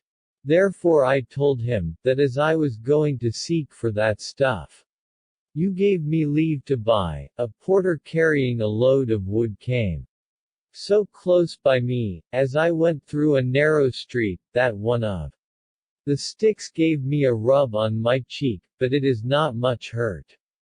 This put my husband into such a passion, that he vowed it should not go unpunished, for he should tomorrow give orders to the lieutenant of the police to seize upon all those brutes of porters, and cause them to be hanged. Being afraid to occasion the death of so many innocent persons, I told him, Sir, I should be sorry that so great a piece of injustice should be committed. Pray, do not do it, for I should judge myself unpardonable, if I were the cause of so much mischief. Then tell me sincerely, said he, how you came by this wound. I answered, that it came through the inadvertency of a broom seller upon an ass, who coming behind me, and looking another way, his ass gave me such a push, that I fell down, and hurt my cheek upon some glass. Is it so? Said my husband. Then tomorrow morning, before sunrise, the Grand Vizier Giafar shall have an account of this insolence, and he shall cause all the broom sellers to be put to death. For the love of God, sir, said I, let me beg of you to pardon them, for they are not guilty. How, madam, said he, what is it I must believe? Speak, for I am absolutely resolved to know the truth. From your own mouth. Sir, said I was taken with a giddiness. And fell down, and that is the whole matter. At these last words, my husband lost all patience. Oh! Cried he, I have given ear to your lies too long. With that, clapping his hands, in came 3 slaves. Pull her out of bed, said he, and lay her in the middle of the floor. The slaves obeyed his orders, one holding me by the head, and another by the feet. He commanded the third to fetch him a scimitar, and when he had brought it, strike, said he, cut her in two in the middle, and then throw her into the Tigris to feed the fishes. This is the punishment I give to those to whom I have given my heart, if they falsify their promise. When he saw that the slave made no haste to obey his orders, why do not you strike? Said he, who is it that holds you? What art thou waiting for? Madam, then, said the slave, as you are near the last moment of your life, consider if you have anything to dispose of before you die. I begged to be allowed to speak one word, which was granted me. I lifted up my head, and looking wistfully to my husband, alas, said I, to what condition am I reduced? Must I then die in the prime of my youth? I could say no more, for my tears and sighs prevented me. My husband was not at all moved, but to the contrary, went on to reproach me, so that to have made an answer would have been in vain. I had recourse to entreaties and prayers, but he had no regard to them, and commanded the slaves to proceed to execution. The old woman that had been his nurse came in just at that moment, fell down upon her knees, and endeavored to appease his wrath. My son, said she, since I have been your nurse, and brought you up, let me beg the favor of you to grant me her life. Consider that he who kills shall be killed. That you will stain your reputation, and lose the esteem of mankind. What will not the world say of such a bloody rage? She spoke these words in such a taking away, accompanied with tears, that she gained upon him at last. Well, then, says he to his nurse, for your sake I will spare her life, but she shall carry some marks along with her, to make her remember her crime. With that, one of the slaves, by his order, gave me so many blows, as hard as he could strike, with a little cane, upon my sides and breast, that he fetched both skin and flesh away, so that I lay senseless. After that he caused the same slaves, the executioners of his fury, to carry me into a house, where the old woman took care of me. I kept my bed 4 months, at last I recovered, but the scars you saw yesterday have remained ever since. As soon as I was able to walk and go abroad, I resolved to go to the house which was my own by my first husband, but I could not find the place. My second husband, in the heat of his wrath, was not content to have it razed to the ground, but caused all the street where it stood to be pulled down. I believe such a violent proceeding was never heard of before, but against whom should I make my complaint? The author had taken such care, that he was not to be found, neither could I know him again if I saw him, and suppose I had known him, is it not easily seen that the treatment I met with proceeded from absolute power? How then dared I make any complaints? Being destitute and unprovided of everything, I had recourse to my dear sister Zobeide, who gave your majesty just now an account of her adventures. To her I made known my misfortune. She received me with her accustomed goodness, and advised me to bear it with patience. This is the way of the world, said she, which either robs us of our means, our friends, or our lovers, and oftentimes of all at once, and at the same time. To confirm what she had said, she gave me an account of the loss of the young prince, occasioned by the jealousy of her two sisters. She told me also by what accident they were transformed into bitches, and in the last place, after 1,000 testimonials of her love towards me, she showed me my youngest sister, who had likewise taken sanctuary with her after the death of her mother. Thus we gave God thanks, who had brought us together again, resolving to live a single life, and never to separate any more. For we have enjoyed this peaceable way of living many years, and as it was my business to mind the affairs of the house, I always took pleasure to go myself, and buy in what we wanted. I happened to go abroad yesterday, and the things I bought I caused to be brought home by a porter, who proved to be a sensible and jocose fellow, and we kept him by us for a little diversion. 3. Calendars happened to come to our door as it began to grow dark, and prayed us to give them shelter until next morning. We gave them entrance upon certain conditions, to which they agreed, and after we had made them sit down at the table by us, they gave us a concert of music after their fashion, and at the same time we heard a knocking at our gate.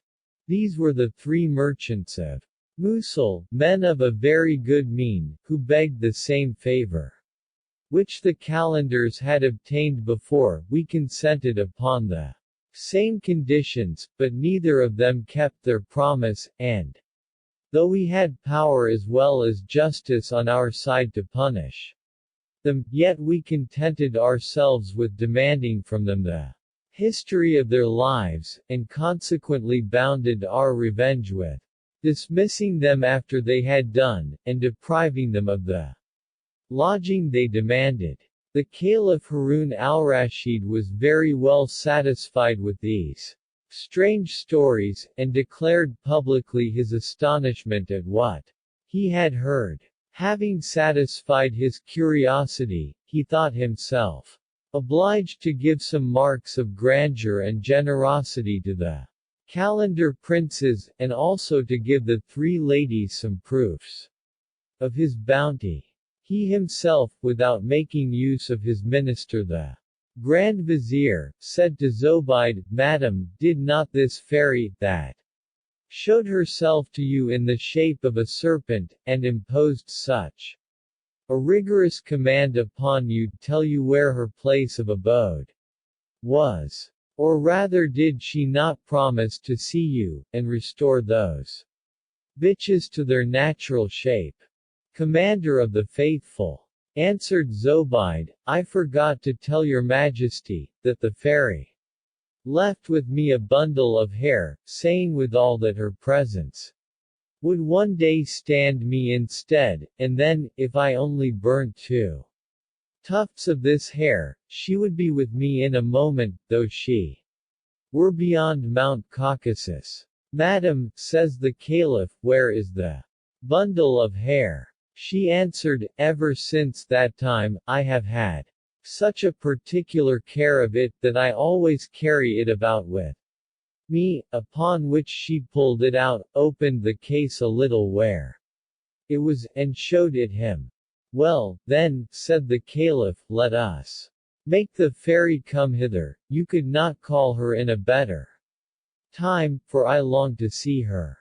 Zobeide having consented to it, fire was brought in, and she threw the whole bundle of hair into it. The palace began to shake at that very instant, and the fairy appeared before the Caliph in the shape of a lady very richly dressed. Commander of the Faithful, said she to the prince, you See, I am ready to come and receive your commands.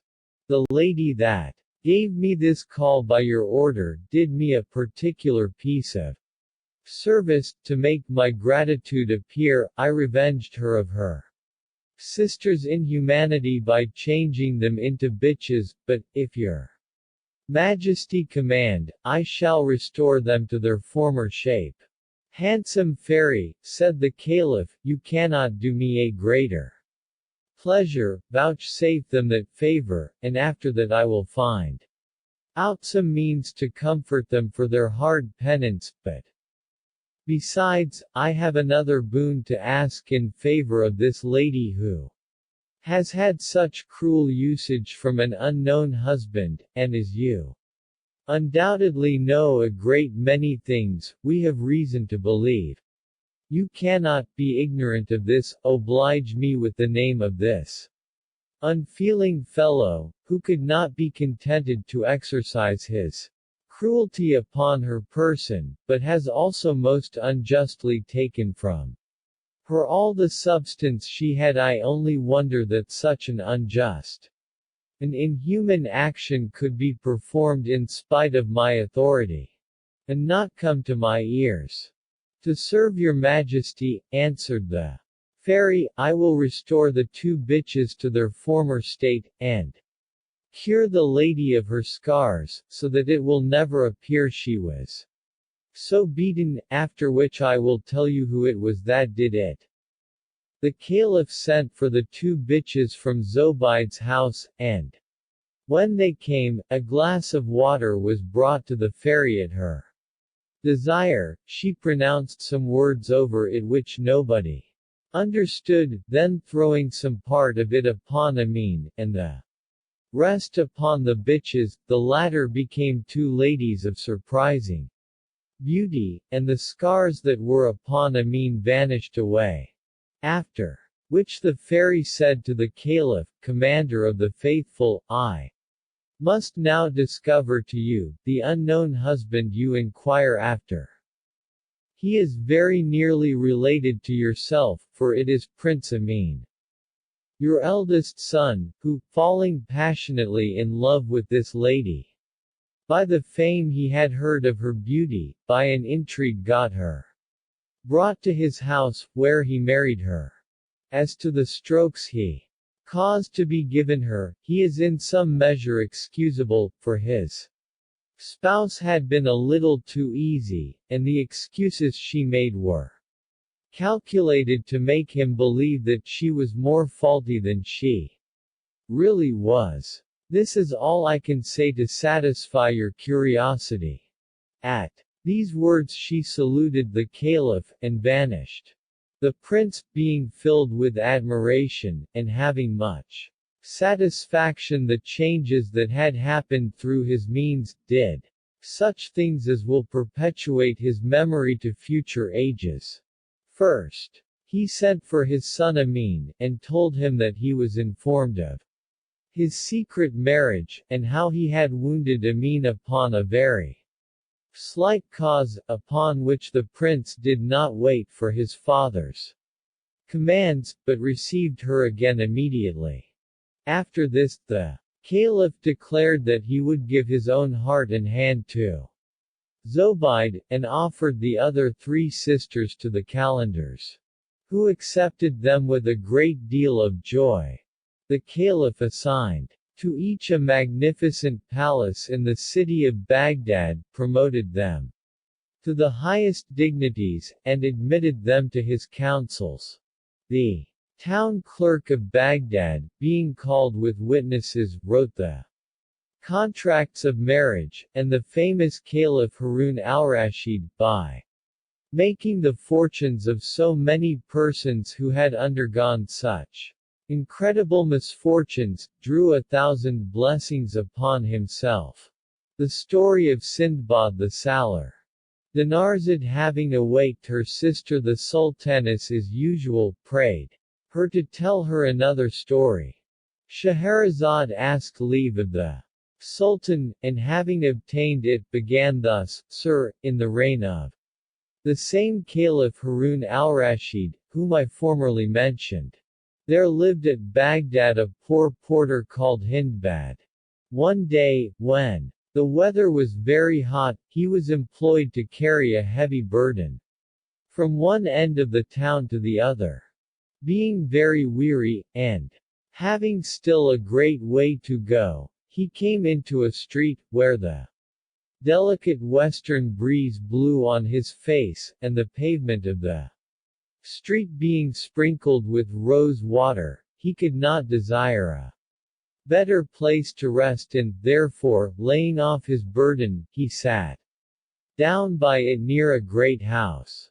He was mightily pleased that he had stopped in this place, for an agreeable smell of wood, of aloes and of pastils, that came from the house, mixing with the scent of the rose water, did completely perfume the air. Besides, he heard from within a concert of several sorts of instrumental music, accompanied with the harmonies of nightingales, and other birds peculiar to that climate.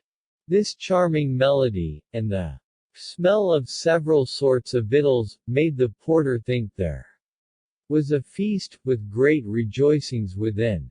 His occasions leading him seldom that way, he knew not who dwelt in the house, but, to satisfy his curiosity, he went to some of the servants, whom he saw standing at the gate in magnificent apparel, and asked the name of the master of the house.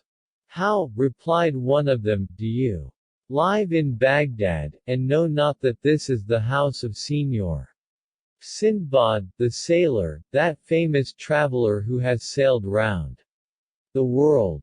The porter, who had heard of Sindbad's riches, could not but envy a man whose condition he thought to be as happy as his own was deplorable, and his mind being fretted with these reflections, he lifted up his eyes to heaven, and says, loud enough to be heard, Almighty Creator of all things, consider the difference between Sindbad and me.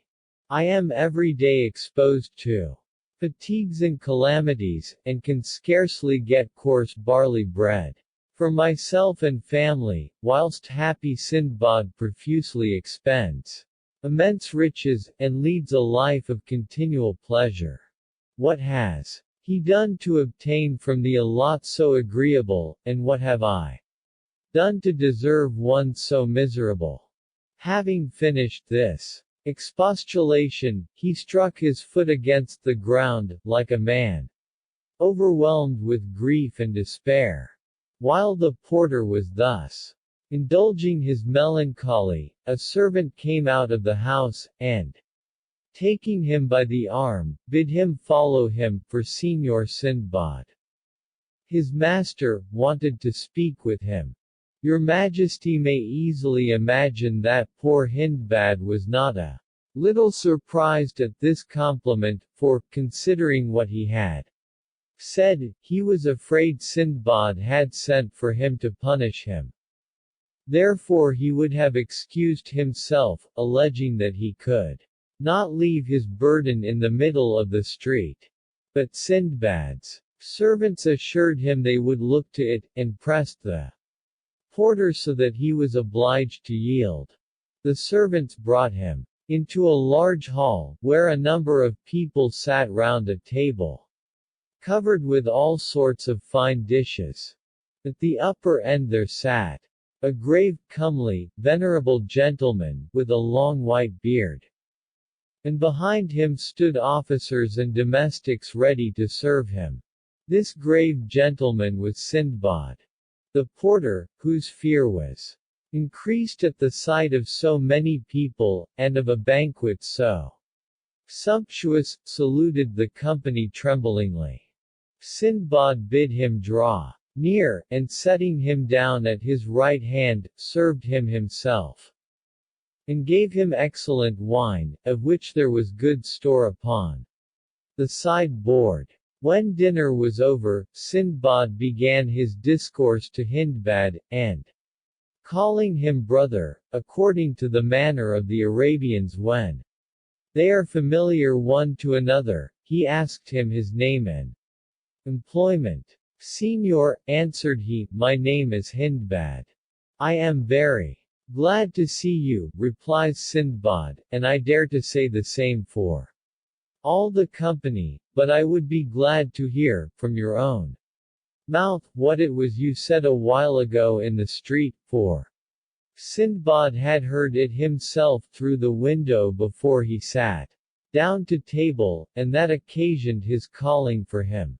Hindbad, being surprised at the question, hung down his head, and replied, "Signor, I confess that my weariness put me out of humor, and occasioned me to speak some indiscreet words, which I beg you to pardon." "Oh, do not you think I am so unjust," replies Sindbad, "to resent such a thing as that. I consider your condition, and instead of upbraiding you with your complaints, I am sorry for you, but I must rectify your mistake concerning myself. You think, no doubt, that I have acquired, without labor or trouble, the ease and conveniency which I now enjoy. But do not mistake yourself, I did not attain to this happy condition without enduring more trouble of body and mind for several years than can well be imagined. Yes, gentlemen," adds he, speaking to the company, "I can assure you my troubles were so extraordinary, that they were capable of discouraging the most covetous men from undertaking such voyages as I did to acquire riches. Perhaps you have never heard a distinct account of the wonderful adventures and dangers I met with in my 7 voyages, and, since I have this opportunity, I am willing to give you a faithful account of them, not doubting that it will be acceptable." And because Sindbad was to tell this story particularly on the porter's account, he ordered his burden to be carried to the place appointed, and began thus. The story of Sindbad the Sailor. His first voyage. "My father left me a considerable estate, most part of which I spent in debauches during my youth, but I perceived my error, and called to mind that riches were perishable, and quickly considered, that by my irregular way of living, I wretchedly misspent my time, which is the most valuable thing in the world. I remembered the saying of the great Solomon, which I frequently heard from my father, that death is more tolerable than poverty. Being struck with those reflections, I gathered together the ruins of my estate, and sold all my movables in the public market to the highest bidder. Then I entered into a contract with some merchants that traded by sea, took the advice of those whom I thought most capable to give it, and resolving to improve what money I had, went to Balsora, a port in the Persian Gulf, and embarked with several merchants, who joined with me in fitting out a ship on purpose. We set sail, steering our course towards the East Indies through the Persian Gulf, which is formed by the coasts of Arabia Felix on the right, by those of Persia on the left, and, according to common account, is 70 leagues in the broadest place. The Eastern Sea, like that of the Indies, is very spacious. It is bounded on one side by the coast of Abyssinia, and 4,500 leagues in length to the Isles of Vakvak. Footnote: these islands, according to the Arabians, are beyond China, and are so called from a tree which bears a fruit of that name. They are, without doubt, the Isles of Japan, but they are not, however, so far from Abyssinia. At first I was troubled with sea-sickness, but speedily recovered, and was not afterwards troubled with that disease. In our voyage we touched at several islands, where we sold or exchanged our goods. One day, whilst under sail, we were becalmed. Near a little island, even almost with the surface of the water, which resembled a green meadow. The captain ordered his sails to be furled, and suffered such persons as had a mind to land upon the island, amongst whom I was one. But while we were diverting ourselves with eating and drinking, and refreshing ourselves from the fatigue of the sea, the island trembled all of a sudden, and shook us terribly. They perceived the trembling of the island on board the ship, and called to us to re-embark speedily, else we should be all lost, for what we took for an island was only the back of a whale. The nimblest got into the sloop, others betook themselves to swimming, but, for my part, I was still upon the back of the whale, when he dived into the sea, and I had time only to catch hold of a piece of wood that we had brought out of the ship to make a fire. Meanwhile the captain, having received those on board who were in the sloop, and taken up some of those that swam, resolved to improve the favorable gale that was just risen, and, hoisting his sails, pursued his voyage, so that it was impossible to recover the ship. Thus was I exposed to the mercy of the waves, and struggled for my life all the rest of the day and the following night. Next morning I found my strength gone, and despaired of saving my life, when a wave threw me happily against an island. The bank was high and rugged, so that I should scarcely have got up, had it not been for some roots of trees which fortune seemed to have preserved in this place for my safety. Being got up, I lay down upon the ground half dead, until such time as the sun appeared. Then, though I was very feeble, both by reason of my hard labor and want of victuals, I crept along to seek for some herbs fit to eat, and had not only the good luck to find some, but likewise a spring of excellent water, which contributed much to recover me. After this I advanced further into the island, and came at last into a fine plain, where I perceived a horse feeding at a great distance. I went towards him between hope and fear, not knowing whether I was going to lose my life or to save it. When I came near, I perceived it to be a very fine mare tied to a stake. Whilst I looked upon her, I heard the voice of a man from underground, who immediately appeared to me, and asked who I was. I gave him an account of my adventure, after which, taking me by the hand, he led me into a cave, where there were several other people, no less amazed to see me than I was to see them.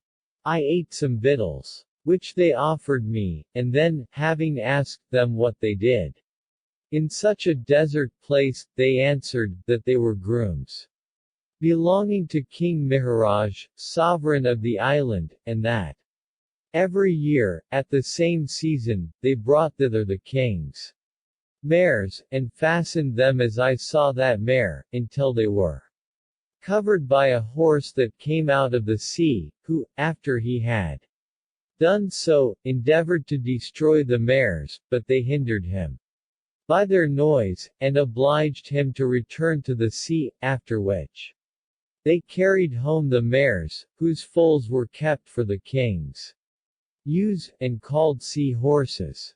They added, that we were to get home tomorrow, and had I been 1 day later, I must have perished, because the inhabited part of the island was at a great distance, and it would have been impossible for me to have got thither without a guide. Whilst they entertained me thus, the horse came out of the sea, as they had told me, covered the mare, and afterwards would have devoured her, but, upon a great noise made by the grooms, he left her, and went back to the sea. Next morning they returned with their mares to the capital of the island, took me with them, and presented me to King Mihraj. He asked me who I was, and by what adventure I came into his dominions. After I had satisfied him, he told me he was much concerned for my misfortune, and at the same time ordered that I should want nothing, which his officers were so generous and careful as to see exactly fulfilled. Being a merchant, I frequented men of my own profession, and particularly inquired for those who were strangers, if perhaps I might hear any news from Baghdad, or find an opportunity to return thither, for King Mihraj's capital is situate on the bank of the sea, and has a fine harbor, where ships arrive daily from different quarters of the world. I frequented also the society of the learned Indians, and took delight to hear them discourse, but withal I took care to make my court regularly to the king, and conversed with the governors and petty kings, his tributaries, that were about him. They asked me 1,000 questions about my country, and being willing to inform myself as to their laws and customs, I asked them everything which I thought worth knowing. There belongs to this king an island named Castle, they assured me, that every night a noise of drums was heard there, whence the mariners fancied that it was the residence of Dajjal. Footnote. Dajjal, to the Mohammedans, is the same with Antichrist to us. According to them, he is to appear about the end of the world, and will conquer all the earth, except Mecca, Medina, Tarsus, and Jerusalem, which are to be preserved by angels, whom he shall set round them. I had a great mind to see this wonderful place, and in my way thither saw fishes of 100 and 200 cubits long, that occasion more fear than hurt, for they are so fearful that they will fly upon the rattling of 2 sticks or boards. I saw likewise other fishes about a cubit in length, that had heads like owls. As I was one day at the port after my return, a ship arrived. As soon as she cast anchor, they began to unload her, and the merchants on board ordered their goods to be carried into the magazine. As I cast my eye upon some bales, and looked to the name I found my own, and perceived the bales to be the same that I had embarked at Balsora. I also knew the captain, but being persuaded that he believed me to be drowned, I went and asked him whose bales these were. He replied, that they belonged to a merchant of Baghdad, called Sindbad, who came to sea with him, but one day, being near an island, as we thought, he went ashore with several other passengers, upon this supposed island, which was only a monstrous whale that lay asleep upon the surface of the water, but as soon as he felt the heat of the fire they had kindled upon his back to dress some victuals, he began to move, and dived under water, when most of the persons who were upon him perished, and among them the unfortunate Sindbad. These bales belong to him, and I am resolved to trade with them, until I meet with some of his family, to whom I may return the profit. Captain, says I am that Sindbad whom you thought to be dead, and these bales are mine. When the captain heard me speak thus, "Oh, heaven," says he, "whom can we ever trust nowadays? There is no faith left among men. I saw Sindbad perish with my own eyes, and the passengers on board saw it as well as I, and yet you tell me that you are that Sindbad. What impudence is this? To look on you, one would take you to be a man of probity, and yet you tell A horrible falsehood, in order to possess yourself of what does not belong to you. Have patience, Captain, replied I. Do me the favor to hear what I have to say. Very well, says he, speak, I am ready to hear you. Then I told him how I escaped, and by what adventure I met with the grooms of King Mihraj, who brought me to his court. The captain began to abate of his confidence upon my discourse, and was soon persuaded that I was no cheat, for there came people from his ship who knew me, made me great compliments, and testified a great deal of joy to see me alive. At last he knew me himself, and embracing me, Heaven be praised, says he, for your happy escape. I cannot enough express my joy for it. There are your goods, take and do with them what you will. I thanked him, acknowledged his probity, and in requital offered him part of my goods as a present, which he generously refused. I took out what was most valuable in my bales, and presented it to King Mihraj, who, knowing my misfortune, asked me how I came by such rarities. I acquainted him with the whole story. He was mightily pleased at my good luck, accepted my present, and gave me one much more considerable in return. Upon this, I took leave of him, and went on board the same ship, after I had exchanged my goods for the commodities of the country. I carried with me the wood of aloes, sanders, camphire, nutmegs, cloves, pepper, and ginger. We passed by several islands, and at last arrived at Balsora, from whence I came to this city, with the value of 100,000 sequins. Footnote: the Turkish sequin is about 9 shillings sterling. My family and I received one another with all the transport that can arise from true and sincere friendship. I bought slaves of both sexes, fine lands, and built me a great house. Thus I settled myself, resolving to forget the miseries I had suffered, and to enjoy the pleasures of life. Sindbad stopped here, and ordered the musicians to go on with their concert, which his story had interrupted. The company continued to eat and drink until the evening, when it was time to retire. Sindbad sent for a purse of 100 sequins, and giving it to the porter, says, "Take this, Hindbad, return to your home, and come back tomorrow to hear some more of my adventures." The porter went home, astonished at the honor done him, and the present made him. The relation of it was very agreeable to his wife and children, who did not fail to return God thanks for what he had sent them by the hands of Sindbad.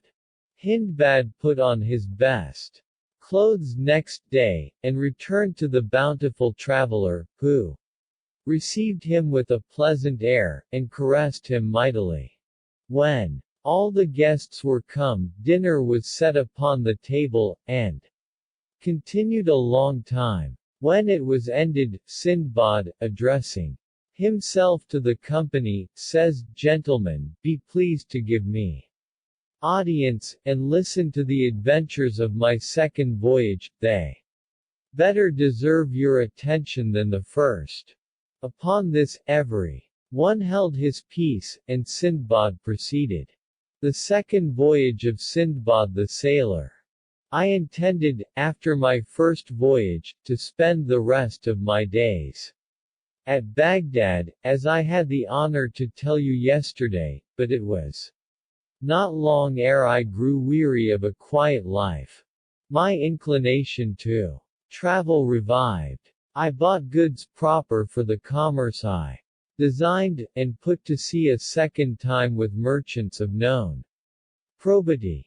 We embarked on board a good ship, and, after recommending ourselves to God, set sail. We traded from island to island, and exchanged commodities with great profit. One day we landed upon an isle covered with several sorts of fruit trees, but so deserted that we could see neither man nor horse upon it. We went to take a little fresh air in the meadows, and along the streams that watered them, whilst some diverted themselves with gathering flowers, and others with gathering fruits. I took my wine and provisions, and sat down by a stream betwixt two great trees which formed a curious shade. I made a very good meal, and afterwards fell asleep. I cannot tell how long I slept, but when I awaked, the ship was gone. I was very much surprised, but got up, looking about everywhere, and could not see one of the merchants who landed with me. At last I perceived the ship under sail, but at such a distance, that I lost sight of her in a very little time. I leave you to guess at my melancholy reflections in this sad condition. I was like to die of grief, cried out sadly, beat my head and breast, and threw myself down upon the ground, where I lay some time in terrible agony, one afflicting thought being succeeded by another still more afflicting. I upbraided myself an hundred times for not being content with the product of my first voyage, that might very well have served me all my life. But all this was vain, and my repentance out of season.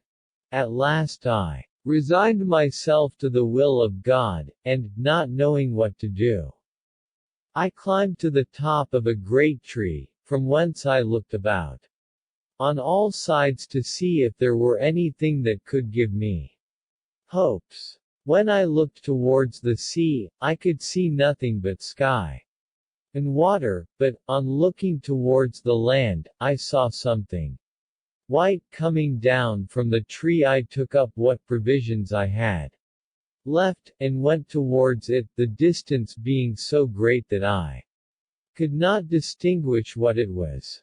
When I came nearer, I thought it to be a white bull, of a prodigious height and bigness, and when I came up to it, I touched it, and found it to be very smooth. I went round to see if it was open on any side, but saw it was not, and it was so smooth that there was no climbing to the top of it. It was at least 50 paces round. By this time the sun was ready to set, and all of a sudden the sky became as dark as if it had been covered with a thick cloud.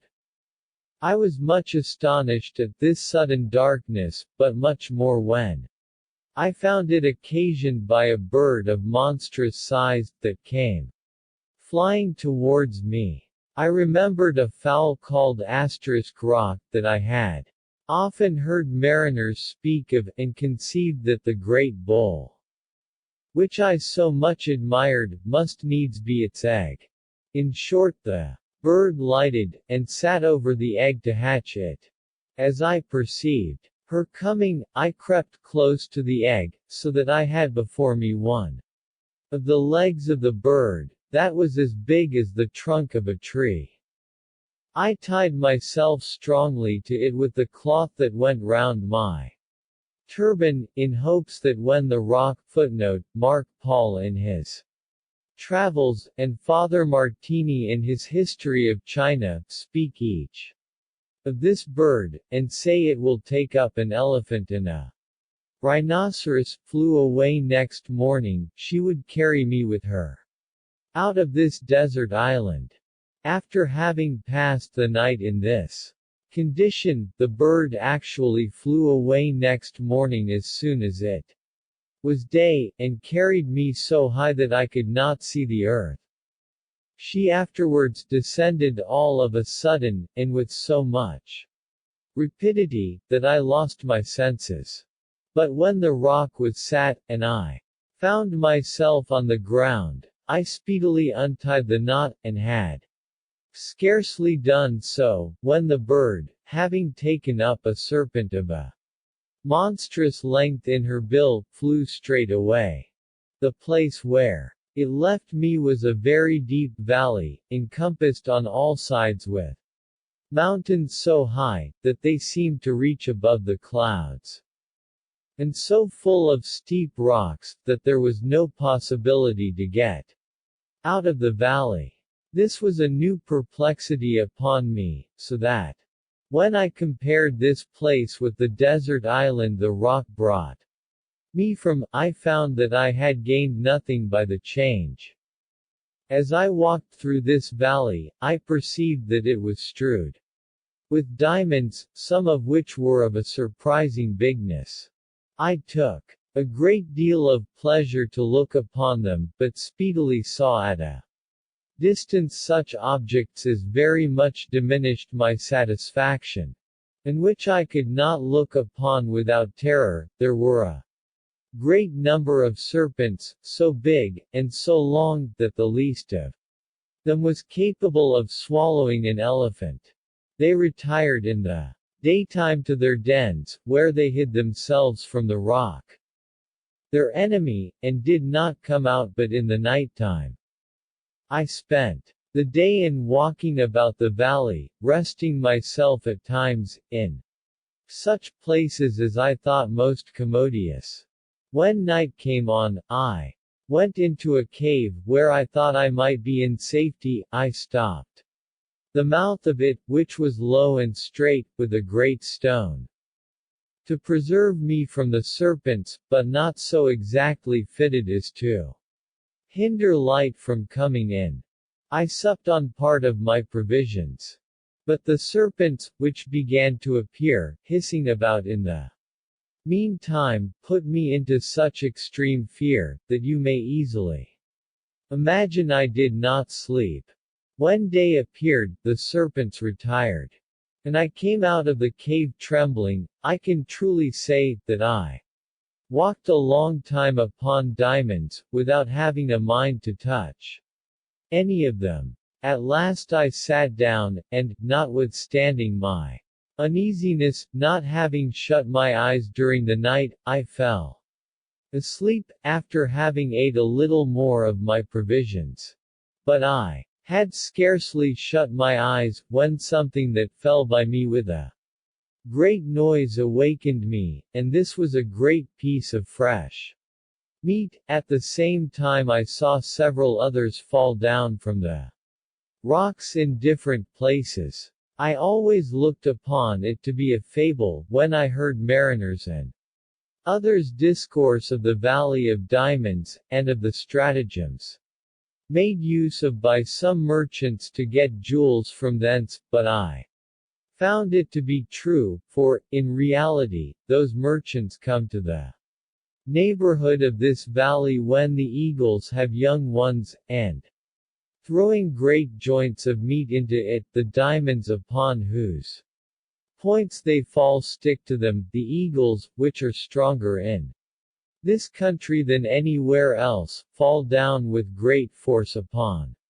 these pieces of meat, and carry them to their nests upon the top of the rocks, to feed their young ones with, at which time the merchants, running to these nests, frighten the eagles by their noise, and take away the diamonds that stick to the meat. And this stratagem they made use of to get the diamonds out of the valley, which is surrounded with such precipices that nobody can enter it. I believed, till then, that it was not possible for me to get out of this abyss, which I looked upon as my grave, but then I changed my mind, for the falling in of those pieces of meat put me in hopes of a way to save my life. I began to gather together the greatest diamonds I could see, and put them into a leather bag in which I used to carry my provisions. I afterwards took the largest piece of meat I could find, tied it close round me with the cloth of my turban, and then laid myself upon the ground with my face downward, the bag of diamonds being tied fast to my girdle, so that it could not possibly drop off. I had scarcely laid me down when the eagles came, each of them seized a piece of meat, and one of the strongest having taken me up with the piece of meat on my back carried me to his nest on the top of the mountain. The merchants fell straightway a shooting to frighten the eagles, and when they had forced them to quit their prey, one of them came up to the nest where I was. He was very much afraid when he saw me, but recovering himself, instead of inquiring how I came hither, he began to quarrel with me, and asked why I stole his goods. You will treat me, replied I, with more civility, when you know me better. Do not trouble yourself. I have diamonds enough for you and me too, more than all the merchants together.